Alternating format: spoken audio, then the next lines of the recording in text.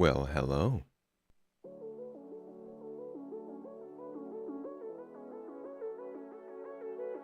Good friends, good people, space friends. What's up, folks? How you doing? I realized on my podcast this weekend, I started by saying hello, my space friends, and I realized that I'm basically saying hello, my space friends.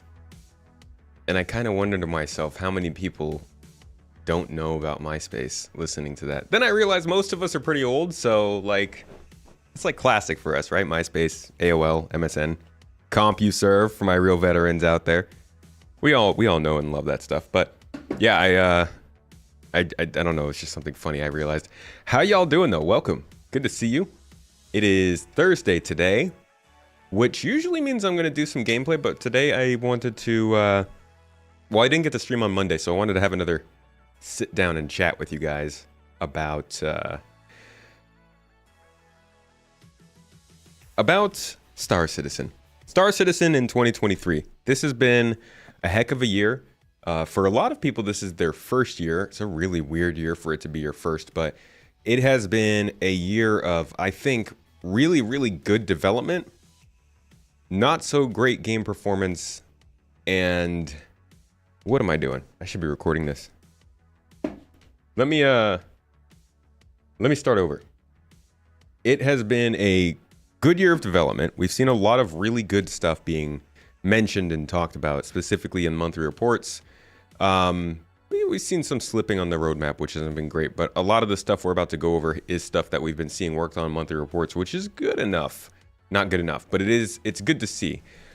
Performance-wise, obviously, the game's been suffering. I think everybody has noticed. With PES coming in, it feels a lot like what happened after 3.0, which makes sense. Big tech does that. I don't think anybody really knew just how crazy it would be after PES came in, though. But performance-wise, it hasn't been great, and I feel like communication-wise, it's been a little lackluster. And we're going to touch on all of those today. Thank you for joining me live for this little review of 2023, the first half, at least, for Star Citizen. We're going to start off here in a little bit here. I'm going to say my hellos, but we're going to start off here with something a little more reflective. Is going to be a couple of my videos from the beginning of the year that tried to predict what kind of features we'd be seeing. We're going to take a look at these videos and judge how off I was or how right I was. You never know. You never know. But welcome aboard, everybody. Thank you so much for jumping into chat early. I love to see some friendly faces. Username Anglamoroth Momoto, back from Italy too. How was your trip? Fasten, good to see you. Punju with the toes, of course. Username Divisionaire Adam. Grumulus, hello. Tweak, I don't know. I feel like I can eat or drink things. I know there are glitches in the game, but I was just streaming, I think, either yesterday or the day before, and I had to drink something to stay alive. Not had much of a problem eating and drinking lately. Stream gives better updates than Cloud Imperium itself on how Star Citizen is faring. I will admit they have a lot to communicate and probably don't have enough people to pay to do it. But that's why we're here. Unfortunately, that it does come down to content creators to keep the stuff a little bit better communicated. But I'm grateful that the information is at least there for me to summarize for you, you know? Oh, Tom, that's right. I wonder if Tom is on Threads. Is he keeping up with the latest social media? Man, back in the MySpace days, do we really know how crazy it was going to be? Saying not much says it still happens. Oh, that's fair. Yeah, I'm sure it does happen. All kinds of crazy glitches happen in this game. It's doing good enough that you finally considered trying it after monitoring it since being a crowdfunding idea. I will say this. The gameplay is better than it's ever been. The glitches and instability are a problem for sure, but the gameplay itself has been there's many more choices than there used to be on actually doing gameplay. That has been pretty nice in my opinion. Gempotic, how you doing? Stanko, Shifty, Cantor, Reese. What's up? The other half of the toes. Hello, my friend. Starwin, Little Ted, 07s, folks. You've been a backer since early 2020 and have played SC less than other games this year. Solid. What have you been playing? You still don't get why people still care at this point. Stop feeding the release a broken product that still make money because people are a dumb machine. My friend, why did you come in here? We're here to talk about the development. What do you mean you don't care? Why you understand why people care? People like playing the game. It might be broken, it might be terrible, it might be the worst game you've ever played. But the worst game you've ever played is somebody else's favorite game.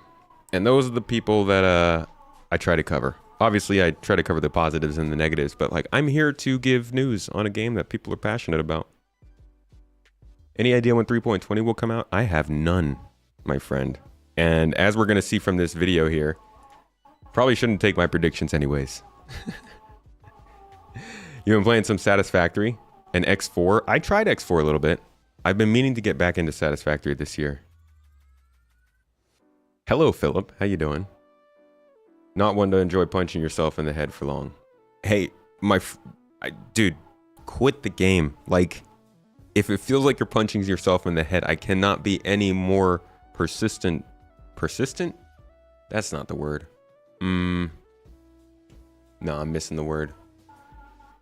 I couldn't be more annoying in my suggestion for people to put Star Citizen away if it feels like you're punching yourself in the head. It's not worth it. Don't play it. Don't play it. Don't follow it. Don't pay attention to it, please. Because it always finds its way back to us. So yeah, just putting band-aids where a root fix is needed. Getting your stuff back won't change the problem. Games developers that do that usually don't know how to fix it. If you're asking me, I don't know. I don't know what game developers usually do when they're trying to fix bugs in games. I think generally they will skip out on bugs if they think there's a big system that's going to replace it or fix it in the near future, and try to avoid putting time into things that are already kind of redundant. I put a video out about that a month or two ago. Waiting for update 8 to get back into Satisfactory. Samesies. I'm waiting until persistent servers are pretty smooth and settled. Although I hear that might be true now. Vast 10, you remember when all we had was PO and we all loved just flying around because there was nothing else to do? Yeah. Expectations have grown since then for sure. You always say you'll never play again, and then an hour later. That, my friend, is called an addiction. No, I'm not calling you out like that. It's just called enjoying a fun game.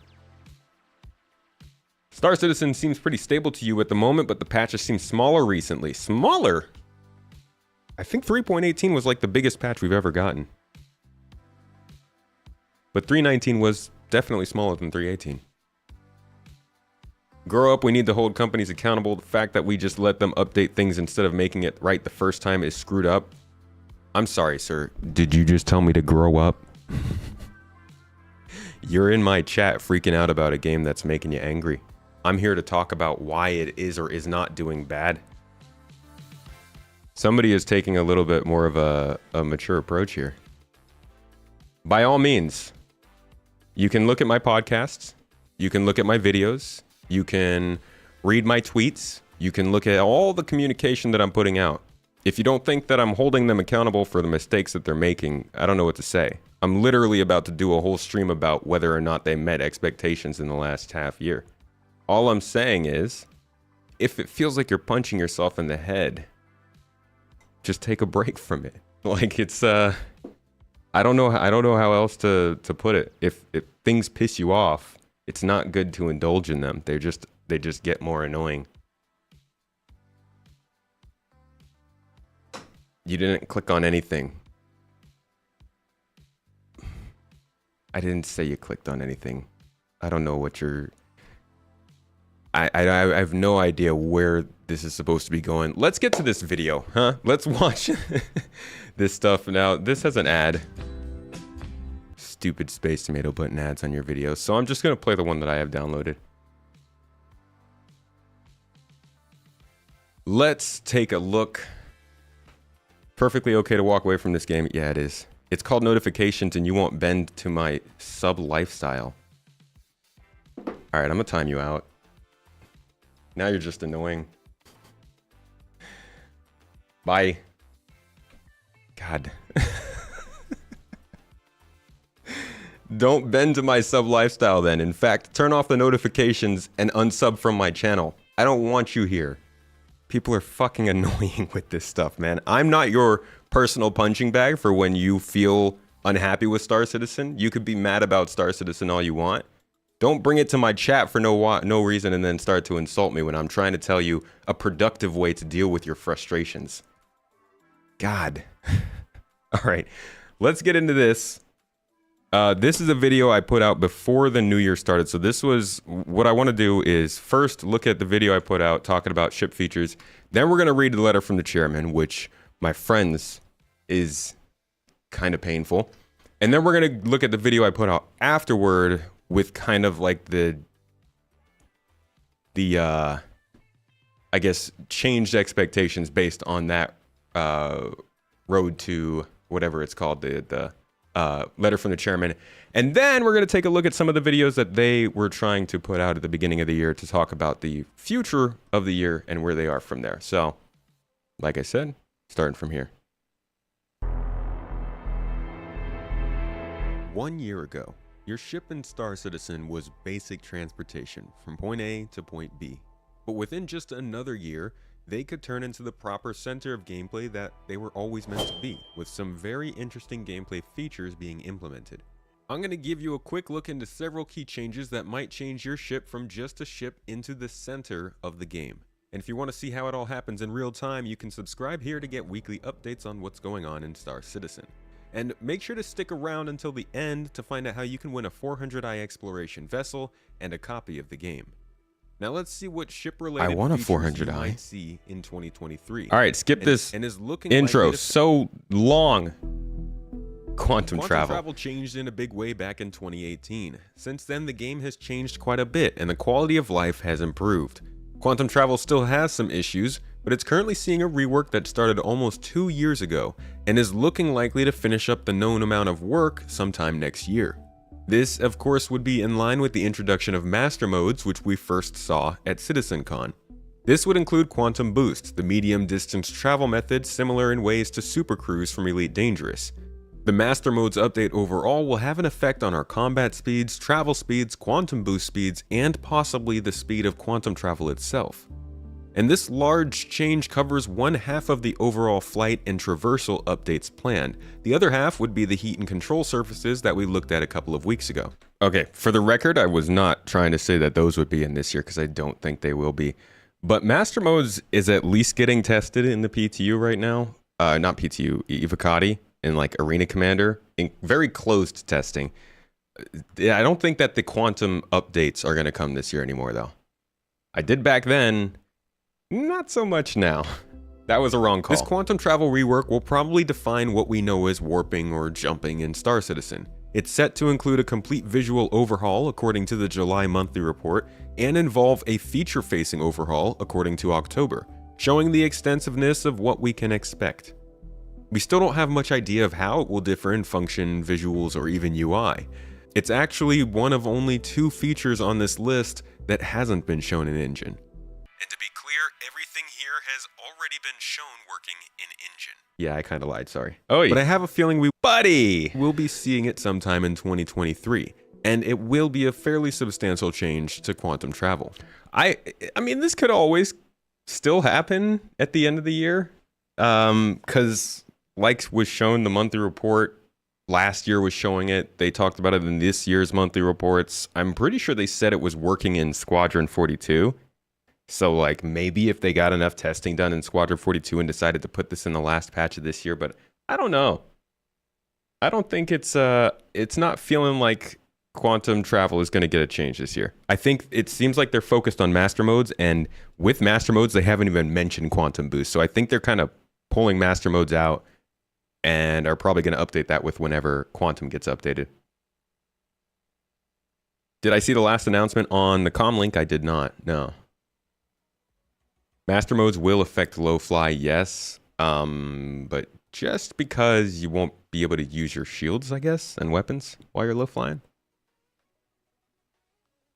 You joined at an interesting time, James. People are just like, I understand that people are angry about Star Citizen. There's always some anger about Star Citizen. They're always making some mistakes. The thing is, like, there are good ways to express that anger and that frustration.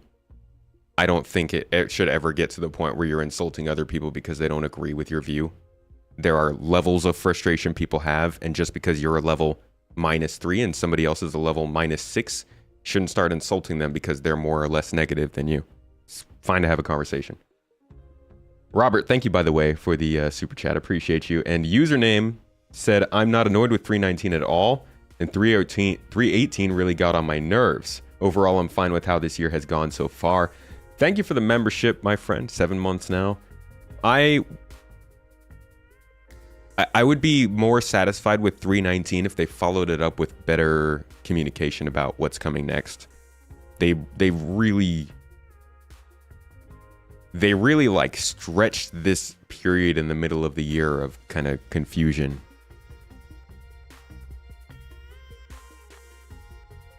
You do this to justify buying a new ship. You spent so many hours at Star Citizen that it's even just about justifiable to be a concierge. If you've gotten that much entertainment out of it, then yeah, for sure. All right. So quantum travel, maybe yes, maybe no. As of right now, we still don't see signs it's coming this year, but not the most spot-on prediction. We've seen various versions of the travel mode in Star Citizen videos here and there, and they all have very distinct similarities that I can only imagine are at least part of the goal of this rework coming to the game.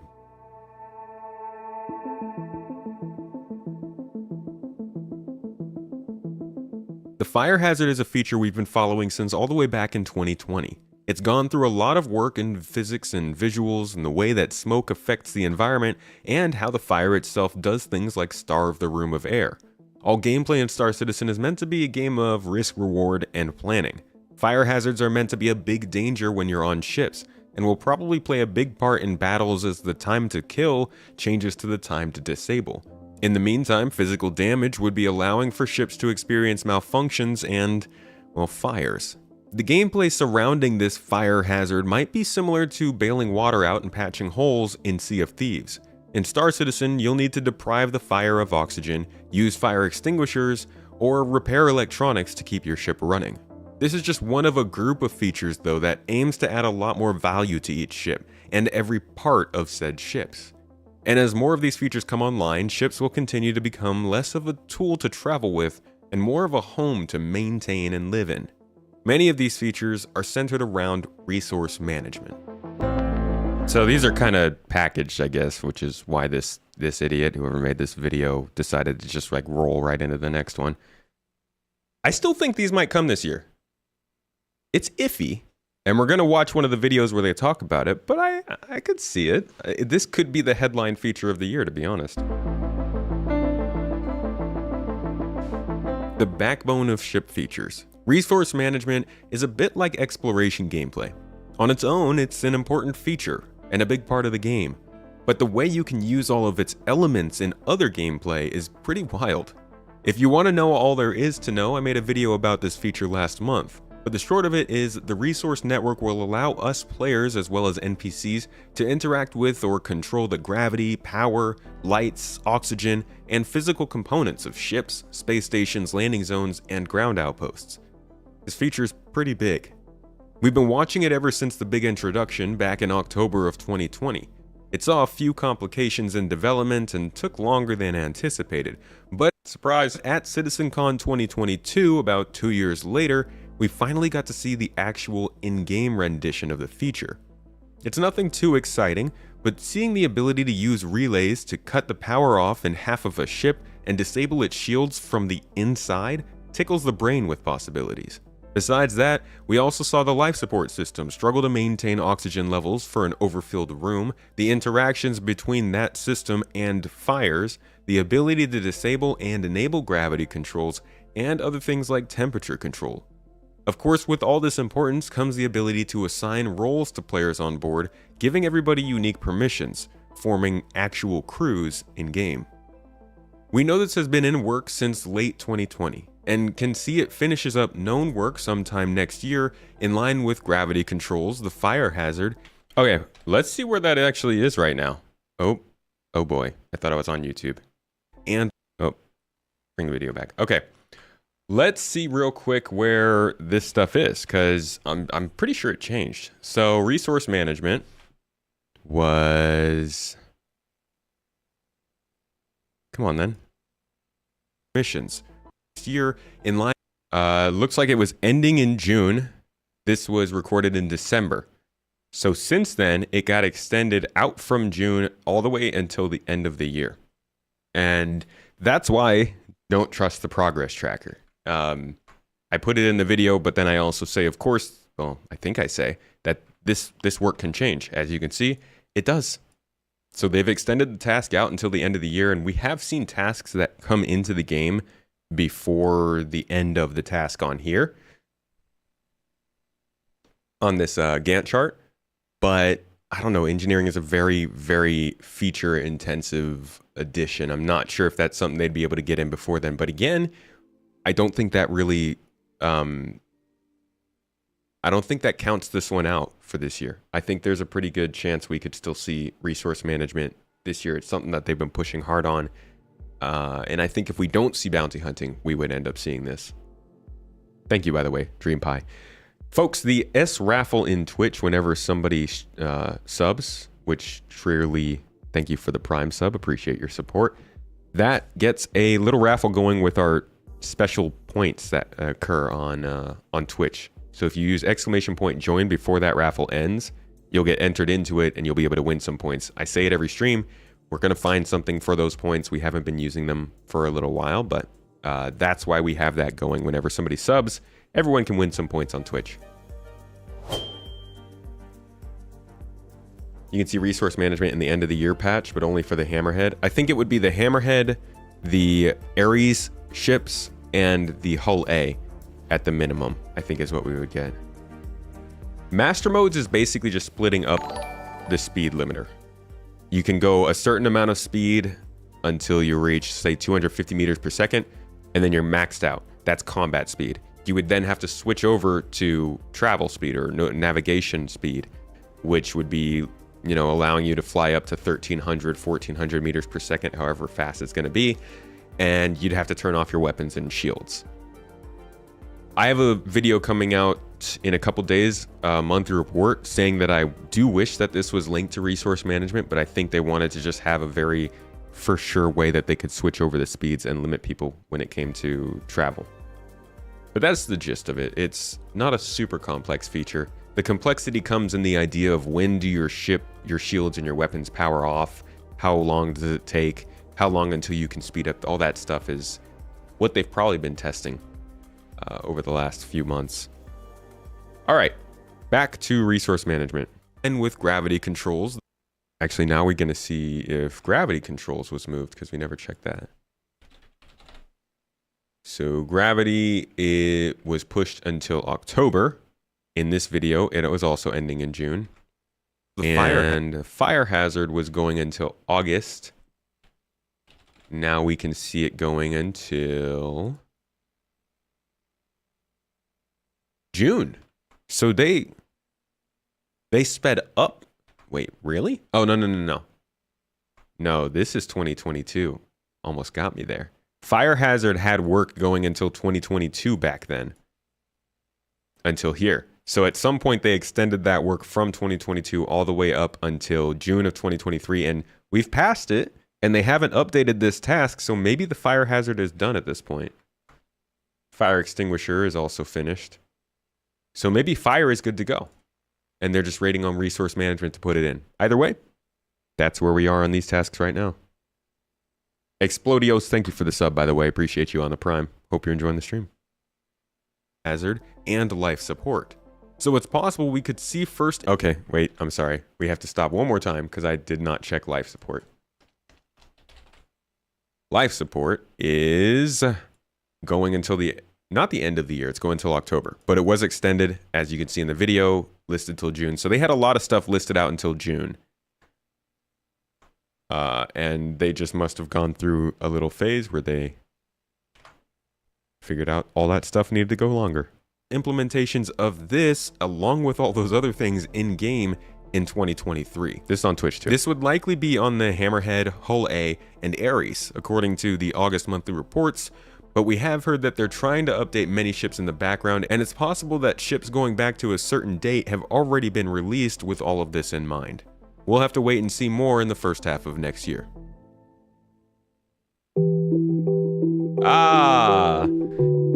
The one that keeps teasing us. The cargo refactor is actually already in testing and will likely be included in the next What's up, Razy? 318. This feature transcends ships, but it's separated into multiple renditions, as many things in Star Citizen are. This means what we're seeing now is part one of several cargo refactors and focuses mainly on their function with ships. That is, cargo will now be physically present in your ship no matter what type of cargo you use. Go to a kiosk and order goods, those boxes are on your ship. Find some loot and take it home, those boxes are on your ship.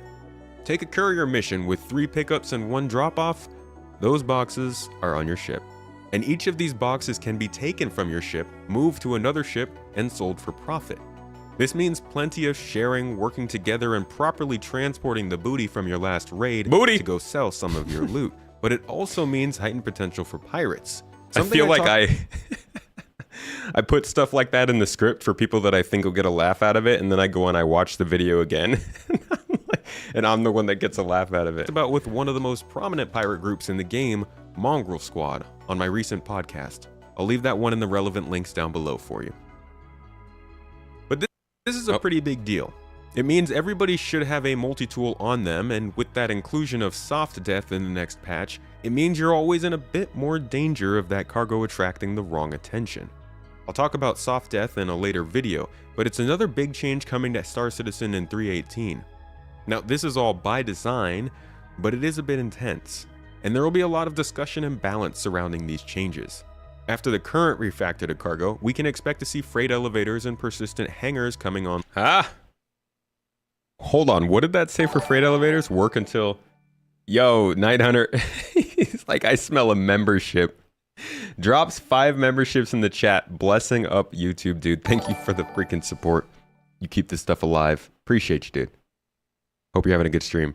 What did that say about cargo? We can expect to see freight elevators ending in March. Get out of here, dude. Why was that even timed for that? Hold on. Let's look up freight elevators real quick. Just humor me for a second. Here's March, where they originally were scheduled to end, and here is now their new end date, December. So freight elevators clearly got pushed back. Persistent hangars, I don't even think they're getting updated anymore. Any some mores? Turbulent is now officially part of CIG. Did they buy them out? Interesting. Oh, that's a big deal. We're going to see a lot of videos about that. Probably not from me. Persistent hangars are... Okay, YouTube, can you relax? Chill out. Thank you. Persistent hangars, yeah, had work going till May. They haven't even updated this task yet. This is going to go until next year. We're not getting persistent hangars this year for sure. Freight elevators, maybe. That's kind of one of the things that even on the last podcast with Casa Black, we were talking about, like, could this even come this year? I don't know. As of the last thing I know is that Jake, who helps to run the roadmap, who keeps things... Oh, Tree is in the chat. Literally, I know this because of Tree. Posted a screenshot of this on Twitter of Jake confirming that there are things related to cargo that are coming in 3.20. Not including whatever the end of the year patch is, probably 321, but there are things included in this cargo patch for 3.20 that we just don't know about yet because they're not sure what will or will not make it. I guess that does mean that maybe everything won't make it, but that also means that some things could, whether it's vehicle tractor beams, whether it's freight elevators, we don't know. But this has been a task that I thought we would see this year. That is still possible, but it's looking less and less likely every month. So we'll see. CIG owns 25% of Turbulent. So how did they officially join them if they didn't actually buy them out?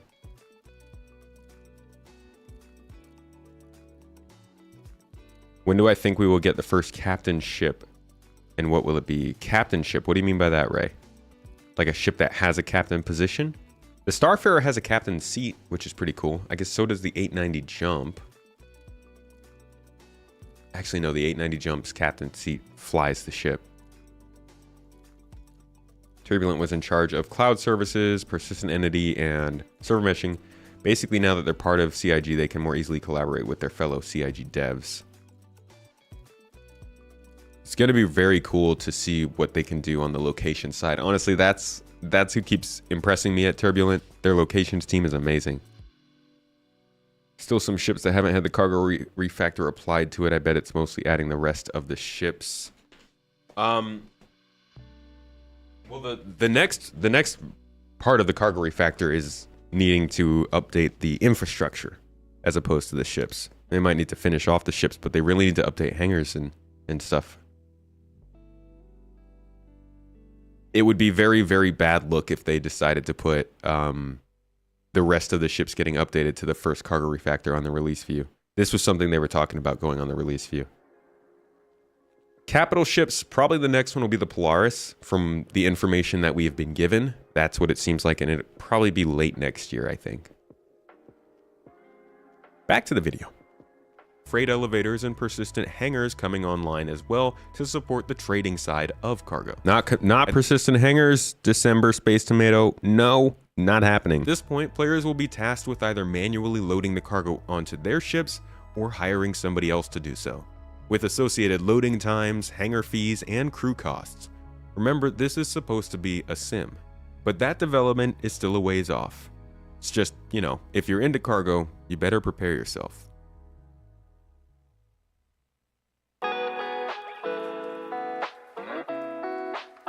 This one is definitely one I think is not coming this year anymore.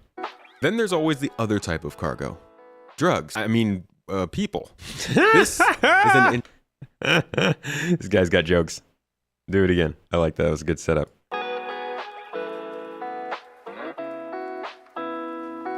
Then there's always the other type of cargo. Drugs. I mean, people. This is an interesting one. Similar to salvage, it has been delayed quite publicly a few times. There's not much to know about this profession other than the fact that we know it's being worked on and have seen it working in a closed environment, but I can't find too much recent information on the feature in particular.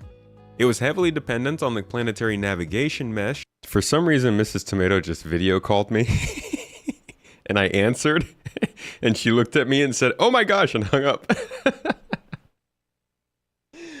Oh, funny stuff. Sorry, completely irrelevant to the video. It's being worked on and have seen it working in a closed environment, but I can't find too much recent information on the feature in particular. It was heavily dependent on the planetary navigation mesh, which was introduced last year, but we can see on the progress tracker there was plenty more work besides that to get this feature out the door, and I imagine there's even more that's not here. But this will be a pretty big addition to the game, as it represents an entire career path and segment of the game being added. There are 3 forms of cargo gameplay in Star Citizen: physical goods, data, and personnel. These will all represent different career paths, with the latter depending on actual comfort level of your ship. Nicer ships like the 600i, Constellation Phoenix, or Spirit E1 will have less clients but charge higher prices. Might do some touring trips, or just an executive delivery from one planet to another.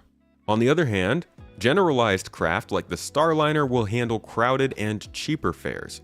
Of course, these clients will either be NPCs or players in the game who don't feel like flying their own ships. Though there doesn't... That lady didn't look like she felt like flying her own ship. Seem to be much emphasis on that second group of ships like the Starliner just yet, though I imagine we'll see more big people movers in the future. There will be things to consider in passenger transport, like the routes you take, a good crew to have, the proper actor feature services like medical and food related, and of course, the Mixmaster, an actual beverage maker for your clients. Don't ask.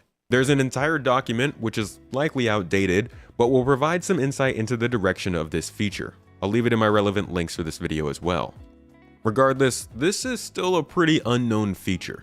While we've seen some footage on it, we haven't heard that much about it, even though the scheduled work ended earlier this year. Because of this, I'm expecting to hear more about it soon, and hopefully we'll see it in the game sooner rather than later. Okay, yeah, passenger transport I don't think is going to be happening this year. It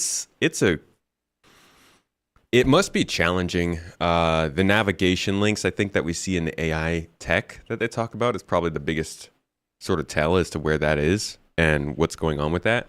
And it seems like they're making a lot of good progress on it, but they're just not giving us any sort of video feedback on it. They haven't mentioned it in any monthly reports. They've really gone completely radio silent with personnel transport. So I think maybe that got shelved once again. So don't think we're going to get that this year. I think that's wildly off course. And that's definitely one to put out of your head. It would be a nice surprise, but I wouldn't expect it for the rest of the year.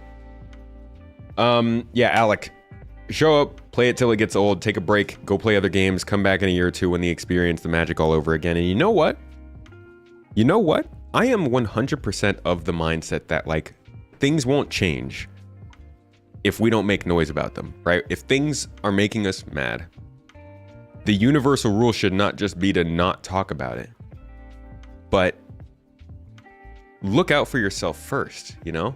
If you are the kind of person who can take what is making you angry, provide some feedback and discussion on it, and push that out into the world to make it better, do it. If you're the type of person that you can get angry very easily or very quickly, frustrations cause stress in your everyday life, don't take on the responsibility of being an arbiter for change in Star Citizen. Live your life based on your own personality.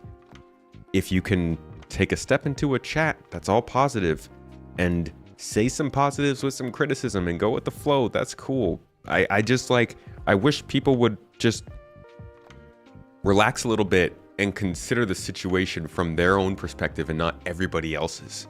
You don't have to make everybody else angry about the stuff you're angry about. I always see that on Twitter, man. When you read conversations on Twitter, it feels like everybody is in a contest to make sure everyone else agrees with them instead of just like seeing that somebody else is like, no, screw this. And you being like, oh, okay, fine. I like it, but whatever. Never ends like that. But Star Citizen is kind of polarizing. What was today's hot fix about? Any real news on that? I haven't looked at that. So, I'm sorry, I don't have any information on that. Without the new AI, there's no reason to push for it. Right, but what I would want to be hearing is about the new AI, you know?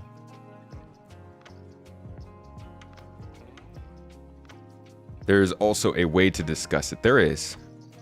It really is. You doubt any amount of noise will stop CIG from selling those stupid career kits? They smelled the cash. Well, for something like that, I do think that there is a... it's easy to forget that CIG is a large company and people can make mistakes without other parts of the company knowing. I have been contacted by CIG devs who watch my monthly reports and talk about learning things about other parts of the company going on. And somebody might paint that as negative, but let me tell you, I worked for an engineering firm. Okay, not an engineering firm, an engineering company. Had like 50,000 employees in it. That's way more than CIG, but I had no freaking clue what was going on in other parts of the company. So it makes sense to me that some people don't know what's going on with other people. And it's very, very possible that enough complaints about something going out into the community can reach the right ears to shake someone's shoulder and be like, hey, this needs to change. When it comes to some career kits or some sort of thing on the store, I 100% think there is the possibility of the community making enough noise that somebody realizes what's going on and gets it to the right person to make that change, because things can slip by. I think it's unreasonable that they do. I don't think that those types of things should happen. But I don't think not saying anything is the answer. Just saying things right. It's a little bit of reflection. What do you mean new AI? They're probably just talking about AI updates that we've been reading about, just not being in the game yet. Life's too short to worry about a computer game's development. Enjoy what it is and get bored, have a break, and play something else. That's my job. My job is to be the one that gets upset and obsessed with the development. Everybody else can come to the videos if they want. Let me get all angry. flustered and stuff, kerfuffled. Relax, chill. Read the interesting bits that come out of all that. Turbulent is a game studio that CIG started to work with way back in like 2014, maybe 2013. And they were hired mainly to take care of the back-end website, Spectrum, the forums, that kind of stuff. But over time, Turbulent has taken on more and more responsibility, server meshing, persistent entity streaming, some of the other back-end synchronization stuff, locations teams up there in Montreal. And over time, they've just taken on more of the development of Star Citizen.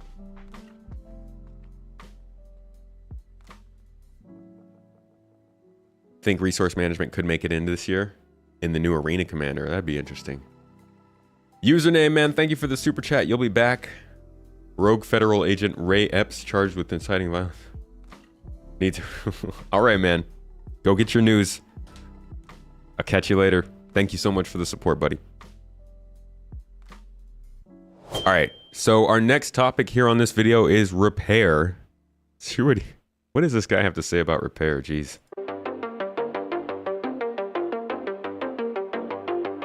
Salvage and repair are kind of weird features to have on this list, but that's why I wanted to focus mainly on the repair side of things. This is a feature that speaks solely to the history of our ships, which over time is going to be something people grow very proud of. As time goes on and new features come online and annoying bugs stop occurring as much, our ships will last longer and longer.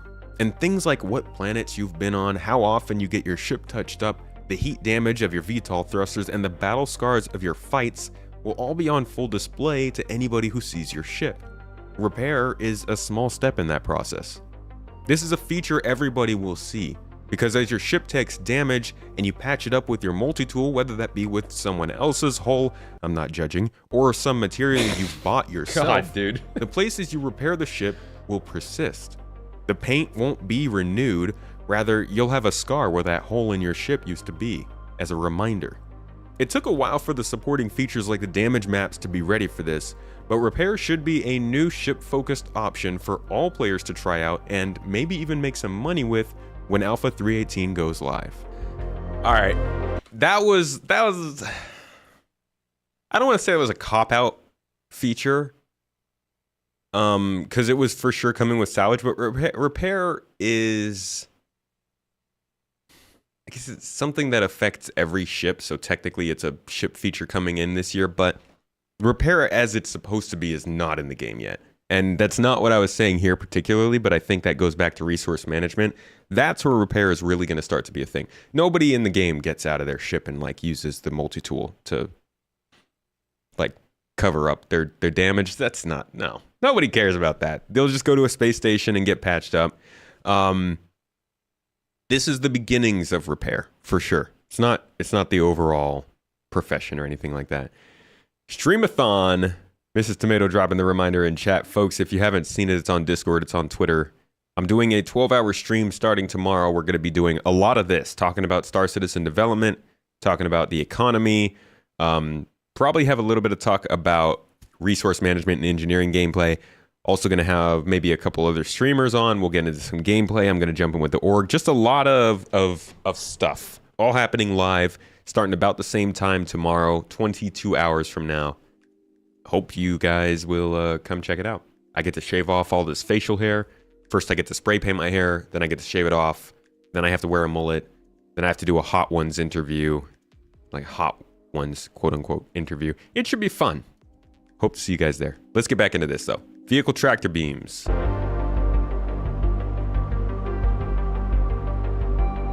The other feature on this list we haven't actually seen working in engine yet are the vehicle tractor beams. Still haven't, but we kind of have because handheld tractor beams are here and we use them all the time. For vehicles, things will obviously be scaled up.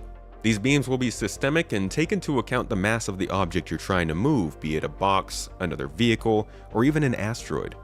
Due to the more sim-like nature of the feature, anything that is interactable, given you have the combined tractor beam strength to move the mass, can be moved.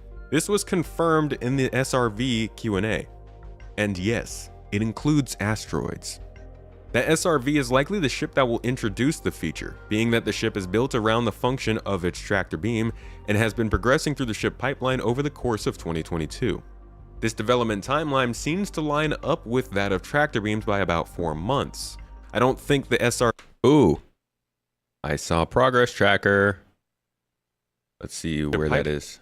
So that had work ending in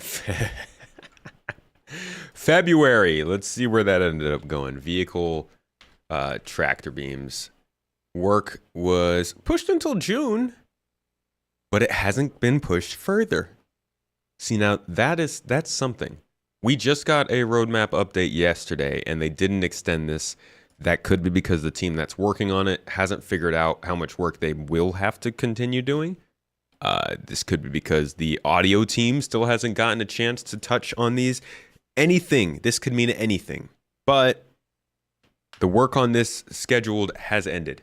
And I'm pretty sure the Argo SRV also ended a while ago. The last thing we know about vehicle tractor beams was from the monthly report in June, which told us, oh, god dang it, June, oh my god, I can't type. Here we go. Okay, the last thing that we know about this was in June monthly report, which was just a couple of weeks ago. They mentioned that the Argo SRV was tested internally, towing its first ships. So June they finished up work and apparently got to the point where they are now towing ships in the game. So I'm guessing this is now in the sort of you're polishing and starting to fine-tune how these tractor beams work. This is definitely something that we could see this year. If we get any sort of cargo update in 3.20, I could see it being this. But I'll always say it's more likely that it'll come at the end of the year. Vehicle tractor beams, though, I think is still a possibility and not one to rule out just yet. What's up, Rasta? How you doing? It's frustrating that the videos they showed in ISL is faked. Oh yeah, I mean those were very faked. You can always kind of tell. You can tell when they do something and it's not really what the feature should look like. I think they also might have called it a visualization. Always look at the words that they put in the corner, because they will be a giveaway. Let's see. Yeah, see? In the bottom it says concept visualization. I don't think you can see that very well. You can't because the clip is too short and this stupid video player doesn't hide. In the bottom left hand corner you see concept visualization here. So they'll get you with that.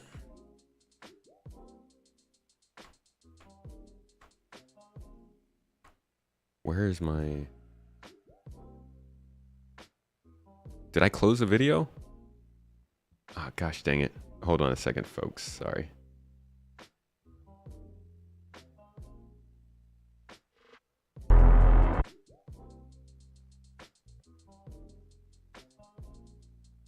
The ship pipeline over the course of 2022. This development timeline seems to line up with that of tractor beams by about 4 months. I don't think the SRV would release without tractor beam technology, but this does point to a near future preview at the very least, and I think a 2023 release. Key to note, there also seem to be a couple other vehicles lined up to use this tech, likely with one of them set to come with the feature. So keep an eye and an ear out on my upcoming monthly reports. Oh, I was trying to highlight the caption there. Don't think that works out very well. Finally, UI. How will that work in armistice zones? Armistice zones will eventually be going away. You'll probably just get a crime for attaching a tractor beam to a vehicle that you're not approved to. Until then, they'll probably just disable it. Doing well, Rasta. Thank you. Drazen showed the Corsair just as you're showing up. I should have blown it up. Should have shown it blown up. Wrecked. Updates. These are as evasive as the salvage feature was, but very stealthily so. For the longest time, UI was seeing no updates almost anywhere in the game. The team was working behind the scenes on a system called Building Blocks that ditched Flash and allowed for more robust designs to be made on the fly in the game engine. Since then, we've seen several new UI, but there is still plenty we need. The Star Map update might be the most requested feature in the game at this point. We know there is a new HUD coming to ships. This here is actually the old version of that new HUD, but still a design we haven't had in game due to it being too busy.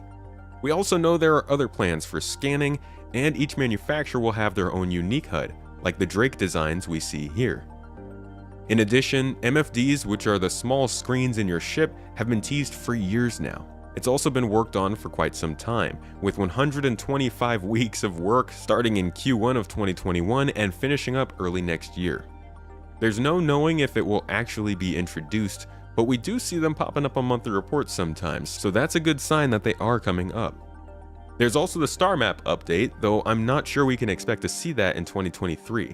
The UI for engineering that will come with resource management, the quantum travel UI, and AR marker updates look like possibilities for 2023 as well. It's been a long while coming, but I think we're going to start to see some more useful UI updates to ships in the coming year. That one hurts. Not gonna lie. That one, that hurts the most. We haven't seen any UI updates, I don't think. I mean, I guess we saw the hints come on into the game, the little hints on the side, which are pretty nice. It's nice that they react to you and update dynamically based on what you're doing, but they don't cover all the controls. We haven't seen anything on MFDs, nothing on the Star Map, nothing in the Mobi-Glass, nothing for the mission manager, no HUD stuff, no map stuff. I mean, we are so aware of AI development or UI development going on, yet none of it has been shown visually. It is rarely talked about in monthly reports. I mean, the UI team doesn't even go onto the monthly reports section anymore. Look at this. There's no UI team here. There must have been one in May. There had to have been one in May. It's just, UI is one of those things that, you know, you see a lot of stuff about it. Here we go, UI update. So they were talking about Arena Commander stuff. That's the UI stuff we've seen. I'm sorry. We've seen basically Arena Commander front-end updates. And they talk briefly here about the minimap, but of course they tie that to Squadron 42. It feels like all of the UI updates that I just covered in this video, from your MFDs to your star map to your HUD, all this stuff I think is getting Squadron 42 treatment right now. That being said, I still do think we'll see UI updates this year. It doesn't make sense to me for us not to. At the very least, an MFD update to the UI would make sense, as those have been getting passed around a lot. Where is that on here? The work, it has been extended until August. The map system work was extended into June. I don't know. Did the UI dev team quit? No, actually, the UI dev team created a tool that allows other devs to make better UI in the game. So they've alleviated themselves of some work. We're not seeing the fruits of that just yet.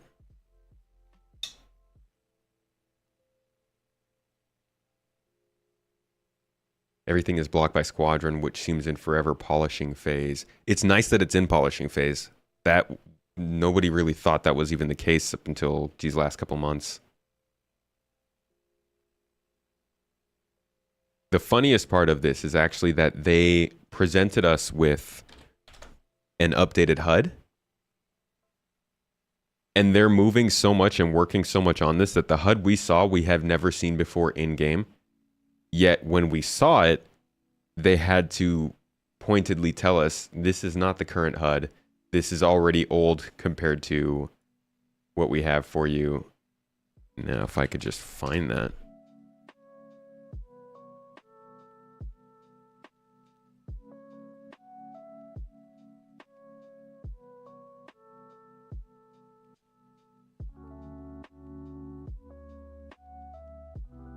I'm trying to find this clip for you guys. I might not be able to locate it though. I don't even know where I am time-wise. If you've ever wanted to see what it looks like, all these video clips. This is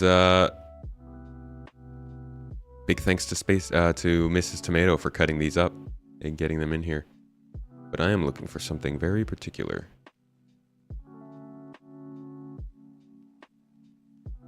Okay, so here is our Loreville stuff, which means it should be, here's our investigation stuff. Partnered development took place after that. I'm looking for when Chris was talking about quantum travel. That's where we saw the new HUD. It's got to be somewhere here. Okay, here's master modes. And is this it? No. No, it'd be after all this. Towards the end. Really should have a search term for this. I probably do. Quantum boost. Yep. It's always that easy, right? So this is a HUD that we have never seen in game before, as I'm sure you notice. We haven't seen it.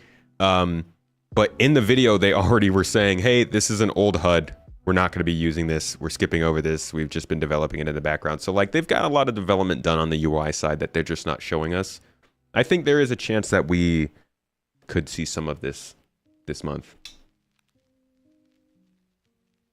Username, welcome back. Thank you for the super chat, my friend. Article was misleading. DOJ informed me will be charged with incitement of riot. I see. I think the UI is part of the 4.0, not before, but the WoW effect, however, is ready before. This could be something they change for 4.0 to make a big deal out of it. You're right. In that case, it might lag until into next year. We were supposed to have the UI different per brand, then they made it disappear and never released. That's not going away. That is still a thing. Having different UIs and different brands is 100% still the plan.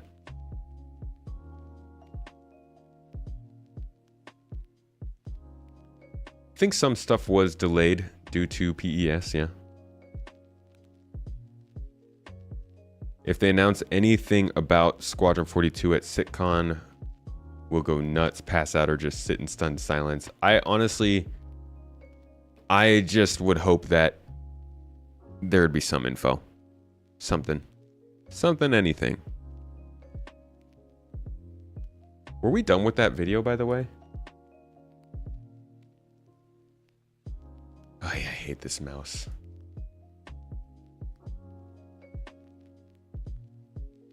Let me see if there was any more of that video before we jump onto the next one. I've got some good drama for you guys coming up next here. Though I'm not sure we can expect to see that in 2023. The UI for engineering that will come with resource management, the quantum travel UI, and AR marker updates look like possibilities for 2023 as well.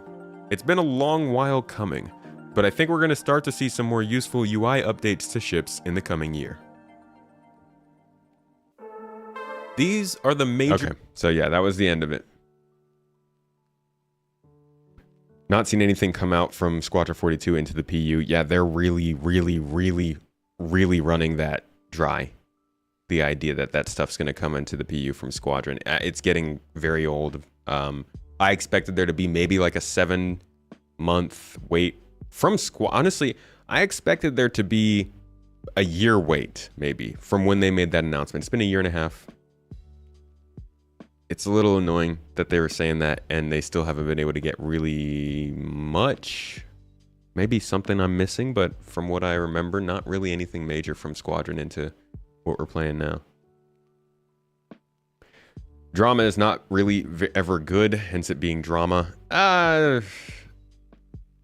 Depends on how you phrase drama. I just mean drama by setting expectations that we're currently not meeting. Over so many years, not a single functionality crossed over. Yeah, again, agreed. It's not looking good that they've been saying that. I would say the main thing to look for is the actor feature team anything that they might be bringing over would be stuff that's coming from Squadron. It's like FPS radar and scanning would be a big one. Ladders work would be a big one. Personal inventory changes, mobiGlas, and mantling. But we haven't really seen much. All right, so letter from the chairman, 2022. Now, I'm going in chronological order. We watched my video that I released in December. Now we're going to read the letter from the chairman, which came out at the end of December, and then we're going to watch my video that I made at the end of January with kind of my rechanged expectations. So this letter goes a lot into what happened in the previous year. We're going to kind of skip over that part. That's not super important to today's discussion. Yeah, a little pat on the back. Another record-breaking year. All that jazz. Monthly active users getting over 400,000 is pretty cool. Averaging 240,000 monthly active users. Not bad. For a game that's in the state that Star Citizen is in, not bad. I wish they would talk about daily active users, though. Unique players per year, they're looking at over 1 million at this point, which is pretty good. And new accounts per year over 100,000. So that was just kind of what they were talking about for last year. But we want to jump down here to the talks of what's coming up in 2023. Now, first they start out by talking about the road to Alpha 4.0. This coming year is going to be huge for Star Citizen. The first order of business is to continue to stabilize 3.18 so we can release it to live servers in January once the team is back from their well-earned holiday break. And we saw that take part over the course of a couple more years. Definitely did not release in January. I think it was late March it went live, if I'm not mistaken. After they do that, though, the plan would then be to harden PES, improving aspects and adding some additional quality of life features, including the ability to choose which PES shard you would like to join. Still haven't gotten this. So we are looking at the road to 4.0. We're about 2 lines in.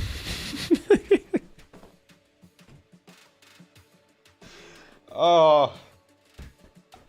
We don't know if plans changed from here, and they are not currently working on letting us choose our shard, but they did say last year, originally when PES was coming out, they warned us that matchmaking would not be a thing. You wouldn't be able to pick your shard. That's something we're working on in a later release. So we're still at the point where we're waiting for this, being able to pick our shard, but let's continue. Vast10, thank you for the sub, by the way. Getting another raffle started in Twitch, ! Join will get you the points, folks. They have hardened PES. So that's why I'm not really talking about this first part of the sentence. I'm talking about ability to choose which PES server you are joining is what we haven't really reached yet. The current game server, or PES shard matchmaking, tries to match you to the last PES shard you were in when you log back in or recover from a crash. But if that shard is full, it places you in a different one. But in the short term, before server meshing makes this not so necessary, we also want to give players the choice to wait in a queue for their preferred shard if it is full. So that's a very, very wanted feature. We're still kind of waiting for that. The next step after that would be to separate the replication layer, the in-memory cache that remembers all dynamic object state, from the game server, and have scalable replication layer workers that communicate the state changes between the various game clients, servers, and replication layer. Let me show you guys what replication layer is. You don't really have to understand this that fully. It's part of server meshing. It's pretty complicated the way they describe it, but I will try to do something kind of, sort of, maybe understandable. So the way server meshing works is everybody is in a shard. This whole thing is kind of like what a shard is. Clients are players, right? So you've got however many players are here. I think this is what, at 16 or so? 16 players here on a shard, let's say. In the meantime, the simulation of the game is taking place on the server. So not on your computer, but on a server that is somewhere off in Washington. I don't know, somewhere. The replication layer is what connects that. So when we talk about persistent entity streaming, Those are the little bubbles that you see flowing in and out of these things. Every time something is updated in the game, the replication layer notes that update and passes it to every client in the game. It makes sure that is synchronized with the simulation, and it makes sure it's synchronized with the entity graph database. This is kind of the magical brain of Star Citizen.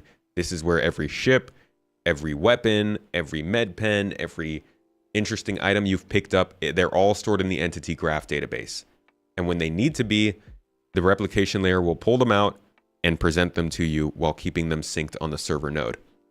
The reason that this is important is because if the servers go down and the simulation ends, the replication layer keeps the game running for you. That's what gets rid of 30Ks for us. Essentially, that is a 30K. It's the servers having to remove everybody from that instance. And if the replication layer is working along with the persistent entity streaming and the entity graph database, ta-da. That's a possible explanation of how server meshing will work. So when they talk about the replication layer, very, very important to getting server meshing working, and it's their next step. But we still need to be able to pick our PES shards, so we don't really know where they are with that. Now, moving forward, talked a little bit about the replication layer to say that once this happens, it's implemented, we'll be able to have multiple game servers communicate with the replication layer, allowing Star Citizen to have multiple servers simulating the universe's state, which we will call server meshing. Multiple servers tracking Stanton systems. So you have a server for Pyro, or a server for Hurston, a server for ArcCorp, a server for Crusader, all taking less load than they currently are now, which is what we are hoping will alleviate some of that stress on the server that makes lag and desync and all that kind of stuff. Once we achieve server meshing, we can open the universe of Star Citizen to other star systems, starting with Pyro. By having authority pass from one server to another, you'll be able to transition seamlessly between star systems. Okay. We are aiming to put static server meshing and Pyro into the hands of players in the fourth quarter of 2023. The large caveat with this goal is that complicated engineering work that involves a completely new paradigm, requires a host of new back-end services, and technology is hard to estimate and schedule accurately, as the issues and problems that can come up along the way are hard to foresee, as no one has implemented this system before, and plans rarely survive contact with the users, especially at scale. Yo, Chris, we need less run-on sentences. It's exhausting. I don't know how to read them. It's a long sentence, mate. This has been true for PES, as it is no secret that we were hoping to have Alpha 3.18 and PES released to live by the end of the year. Okay. Everything that was said there needs to be taken with a grain of salt, because the beginning of this letter started with them saying, we hope 3.18 will be out in January, and it was like 2.5 months later. So already, hoping that server meshing would make it into the fourth quarter of 2023 is pushed back 2.5 months. Essentially, that means that if you're starting quarter 4 in October, the last chance, given the best possible timeline they planned for at the time, would be for server meshing to be in the hands probably of Evocati by late December. I don't think that's happening. So this is already looking different than what they were expecting at the beginning of the year, which is, not a huge surprise. What are you sniffing, man?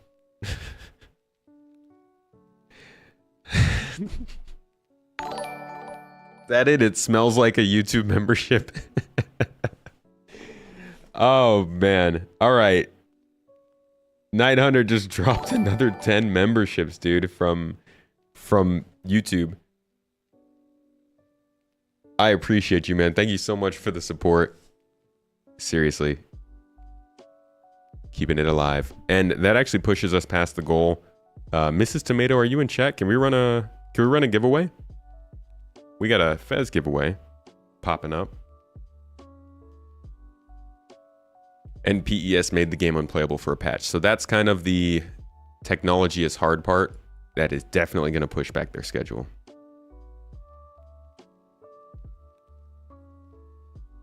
We got another Fez giveaway. Thank you to Night Hunter for pushing us basically completely into a YouTube membership giveaway just from that.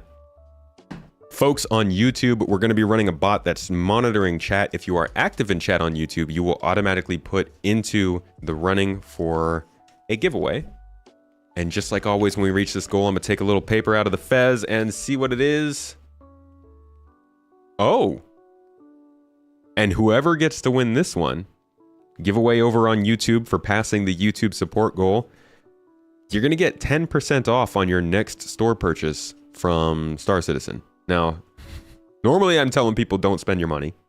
All right, save your money. But if you must, I'm happy to support you with 10% off. So get active in YouTube chat. We will be sending you this code after the stream to one lucky winner. We'll give you a little while to get caught by the bot, and Mrs. Tomato will pull the winner soon. Oh, and another member. Aslam Khan, thank you for the membership, mate. Welcome. Enjoy the exclusive videos. Got your medical debt paid off from the total GI tract failure. Well, geez, man. I'm glad that you were able to get that paid off, and thank you for the support, dude. Another $5 super chat. Feeling lovely today, huh? Okay. So let's see. This has been true of PES. We wanted it live by the end of year. Delays in finalizing 318 and PES impact the team's ability to start on the next stage. And we still have the unknowns of how PES performs after months of heavy load. See, people seeing exactly how much space junk they can leave around. He does this, man. And when we were reading this, it really didn't trigger. It didn't catch on. This first sentence is so unnecessary. Don't tell us that you want to get server meshing in this year. Tell us that PES is going to be hard. There will be delays in finalizing it. There are unknowns of how it performs after months of heavy load. Prepare us for the worst. Stop telling us about the best. So PES has definitely set this timeline back. This letter is from December of 2022. Beyond this, there are a host. By the way, folks, it will recognize if you're active in chat over the last 5 minutes. So don't worry about needing to be constant in that. She'll be pulling the winner in a couple minutes here. Segismundo, how you doing? Okay. This is the paragraph that is most important in this whole show. Beyond this, there are a host of other exciting features and content we have planned for 2023. Pyro, with its assorted planets, moons, systems, space stations, and assorted factions and AI population being the headline. Well, the headline's not going to be there.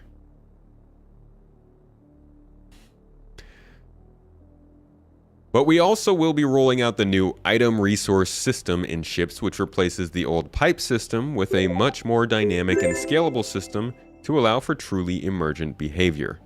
Okay, so item resource is something we've talked about, and I think we can all agree has a chance of coming this year. But it's going to be limited even if it does come in this year. Bounty hunting. That would be V2, with a full tracking system and the ability to actively restrain and transport both players and AI. So that includes being able to do non-lethal takedowns, pack people up in those little things. In fact, we have some pretty good footage of this. We have footage of all this stuff. I think that's the one thing that really helps with these features they're talking about. There is a decent amount of footage here of how you would be turning in somebody once you've bounty hunted them and gotten them in your control, the offices that you would need to go to, the places on the space stations that you need to go to. But we haven't seen much about non-lethal takedowns or weapons that aren't gonna, put bullet holes in you, stuff like that. So it's still up in the air. Bounty hunting is something I think is less likely than resource management, to be honest. Time to draw the giveaway on YouTube. Good luck, folks.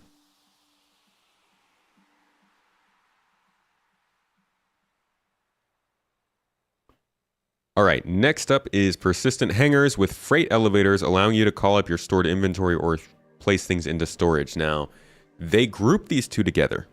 I do think that freight elevators are a possibility this year. I don't think persistent hangers are. But they're grouping them together in this sentence. Now, I think I would err on the side of persistent hangers will hold up freight elevators even if they want to get freight elevators done. But I also believe that just because these are in the same sentence doesn't mean they're linked together for sure. Drazen has won the giveaway. How's a mod about to win the giveaway? How rigged? Fate Aki, how you doing? Razy, thank you for the bits, mate. Appreciate your support. Hope you've been enjoying the stream since you got in here. What was that, yesterday? A couple days ago? Congratulations to Drazen. Drazen is saying reroll. Mrs. Tomato, give us the reroll on YouTube. Drazen doesn't want it.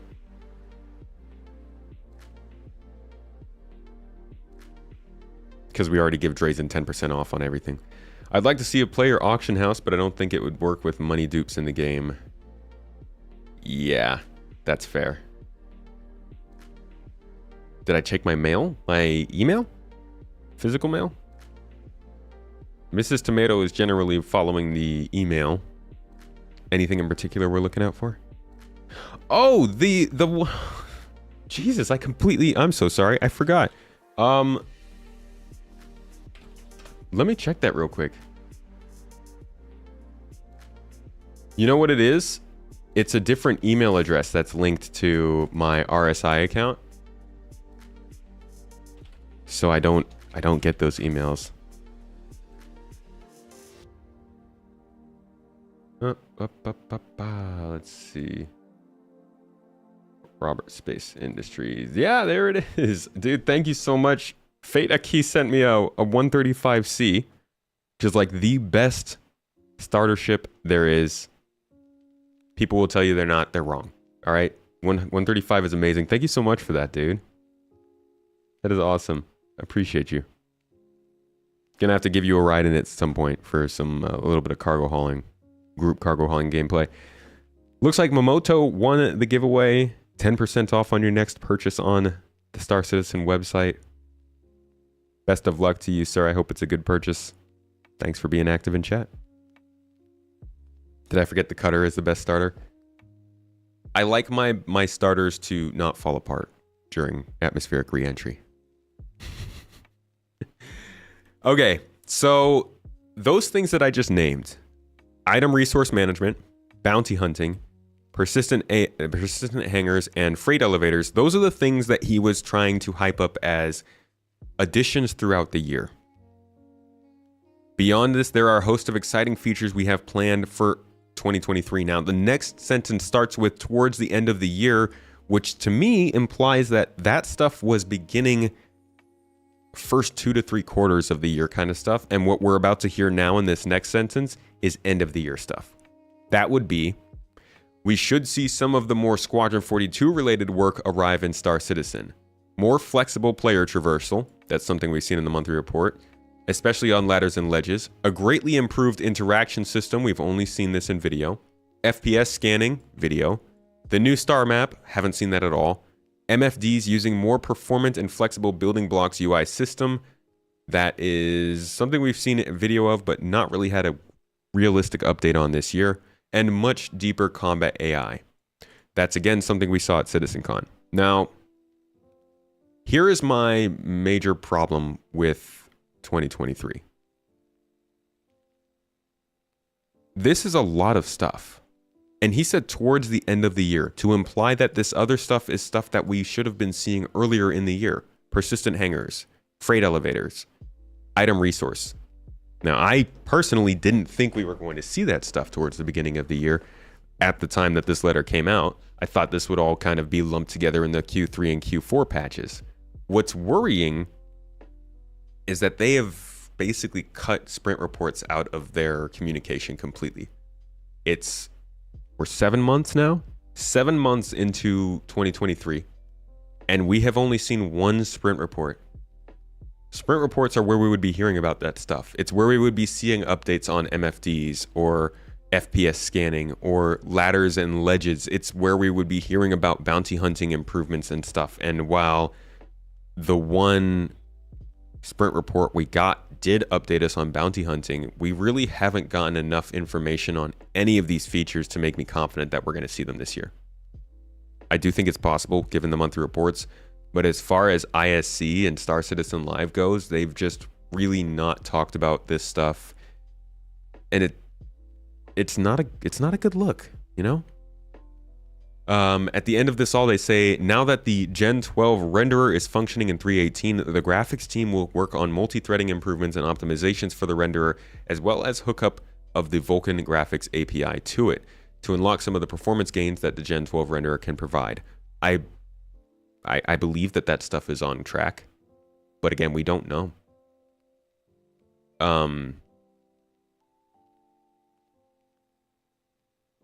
I know that a lot of this stuff is being worked on in the background, but as a project that's dependent on open development and on the community kind of being able to take part in the hype of these features being worked on, they don't need to put dates on this stuff. They don't need to put them on the release tracker. But not having any sort of insight other than monthly reports on these things, and even then monthly reports skipping over these details, is a bit frustrating. I will say that. What am I reading from? This is the sorry, hold on. This is the letter from the chairman in at the end of 2022. Is that about 1 hour 15 minutes?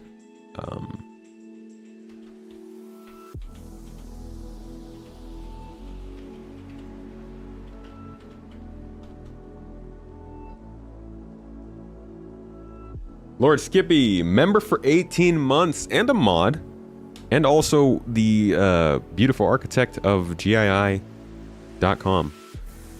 How you doing, dude? You gotta leave for work? Catch me later. All right, man. I'll catch you later. Thank you so much for the membership. And saw nothing like it says in the first 2 quarters. We saw PES. There was that, but the first half of this year feels like it was taken up in large part by PES. And kind of getting the game back to a good state after PES. You'd like to see bounty hunting at the level of the beginning of the first Guardians of the Galaxy movie. They're just chilling and watching people walk by to see if they have bounties on their heads. Scanning people to see if they have bounties is really cool, yeah. Unnecessary Cutter hate. He's a big beefy boy that tries his best. Hey, the Cutter gets work done, okay? I won't rob it of that. It might fall apart at times, but it gets work done. So, just to finalize things here, looking back on 2022, it has been gratifying to see Cloud Imperium and the Star Citizen community grow. We ended the year with 861 employees, and the community grew to more than 4 million accounts and 1.8 million backers, people who have purchased Star Citizen. We've achieved a lot. I mean, people keep saying that all the people who would buy Squadron 42 have already bought it, but like even the amount of people who have bought Star Citizen is only a half of the amount of counts that have been made, and I think there's a lot of double accounts. Could probably take 500, 600,000 of those accounts away and say those are just all fake accounts, doubles. That still leaves 1.4, 1.2, however many millions of people who haven't even bought Star Citizen, let alone Squadron 42. So I think that game, just looking at these kinds of numbers, has a lot of growth to be had when it comes to spreading out and getting bought. They said, we've achieved a lot this year, including our moves into wonderful new homes for most of our staff. We fell short on a few others, like having 3.18 and PES fully live before the end of the year, but this is the nature of game development that tries to boldly go where no game has gone before. What has especially been great is just how much more time people are spending playing Star Citizen this year. This had a lot to do with the increased player count and improved stability, but also Star Citizen, even in its alpha state, is already featuring content rich with a huge number of things to do, with your friends, or solo. And this list grows larger with every patch. I think there's an asterisk here. Content rich, I don't know. I think there's a really good amount of features that can take up your time in this game, but content-wise, it's still not necessarily a place to go to be fed content, you know?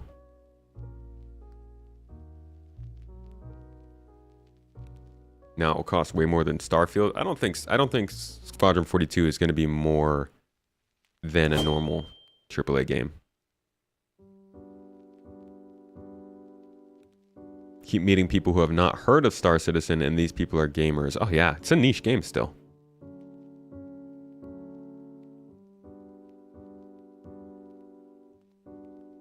There are many skeletal loops that need much fleshing out. There's a lot, yeah, a lot of gameplay that needs to be filled in. Crusader! Hello, how you doing? Yeah, a lot of people live solely on Steam. So yeah, this paragraph is pretty key. This is pretty important. If you wanted to at least get an idea of what might still come this year or what they were shooting for at the beginning of the year, this paragraph is a pretty big tell.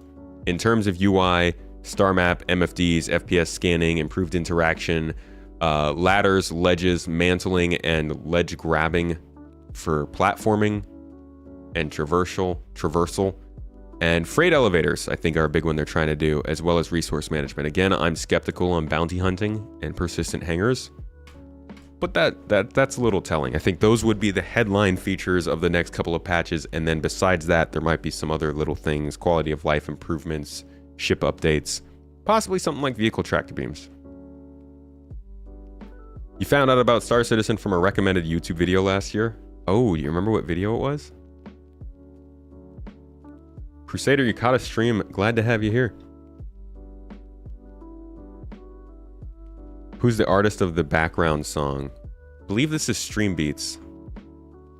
Yeah, this is Stream Beats, a song called Lucid Dreaming.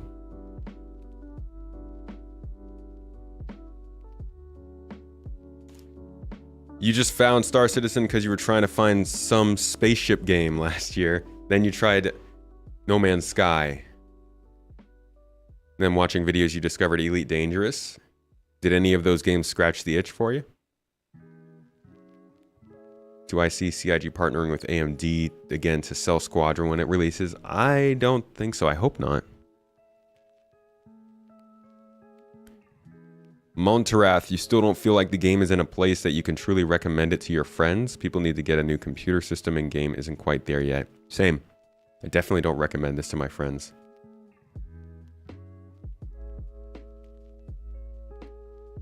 You've already got ED in Epic before, but never even installed that. Ah.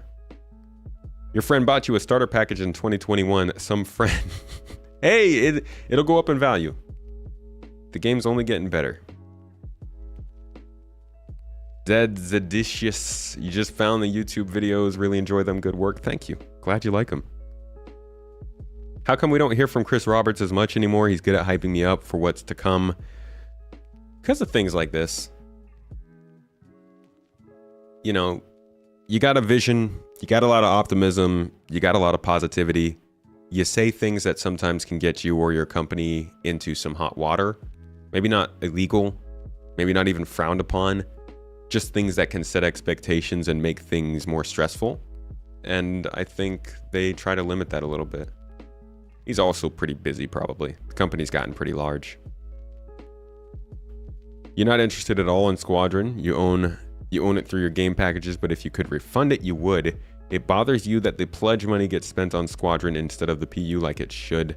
That is the actual scam of Star Citizen that people don't realize, is that a lot of the money that goes into this project is going into Squadron right now. I get why it has to happen, but it is annoying.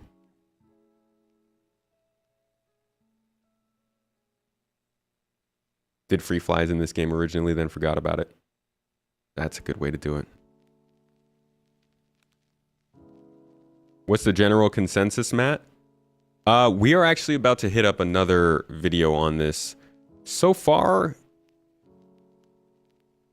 the game's done all right this year.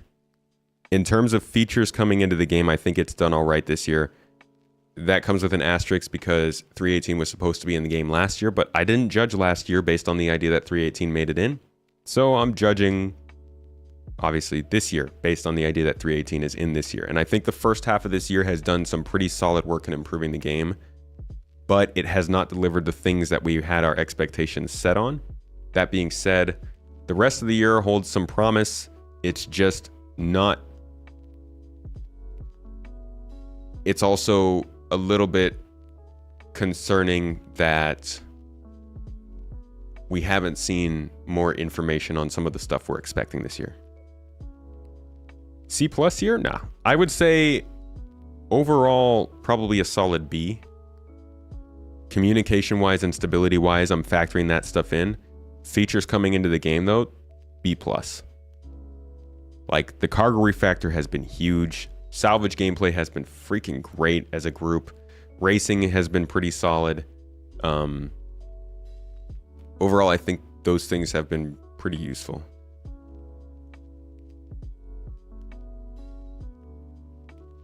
Other games had realized server meshing, yet I am not able to find any games that have. Can you give me some examples? Look up Dual Universe.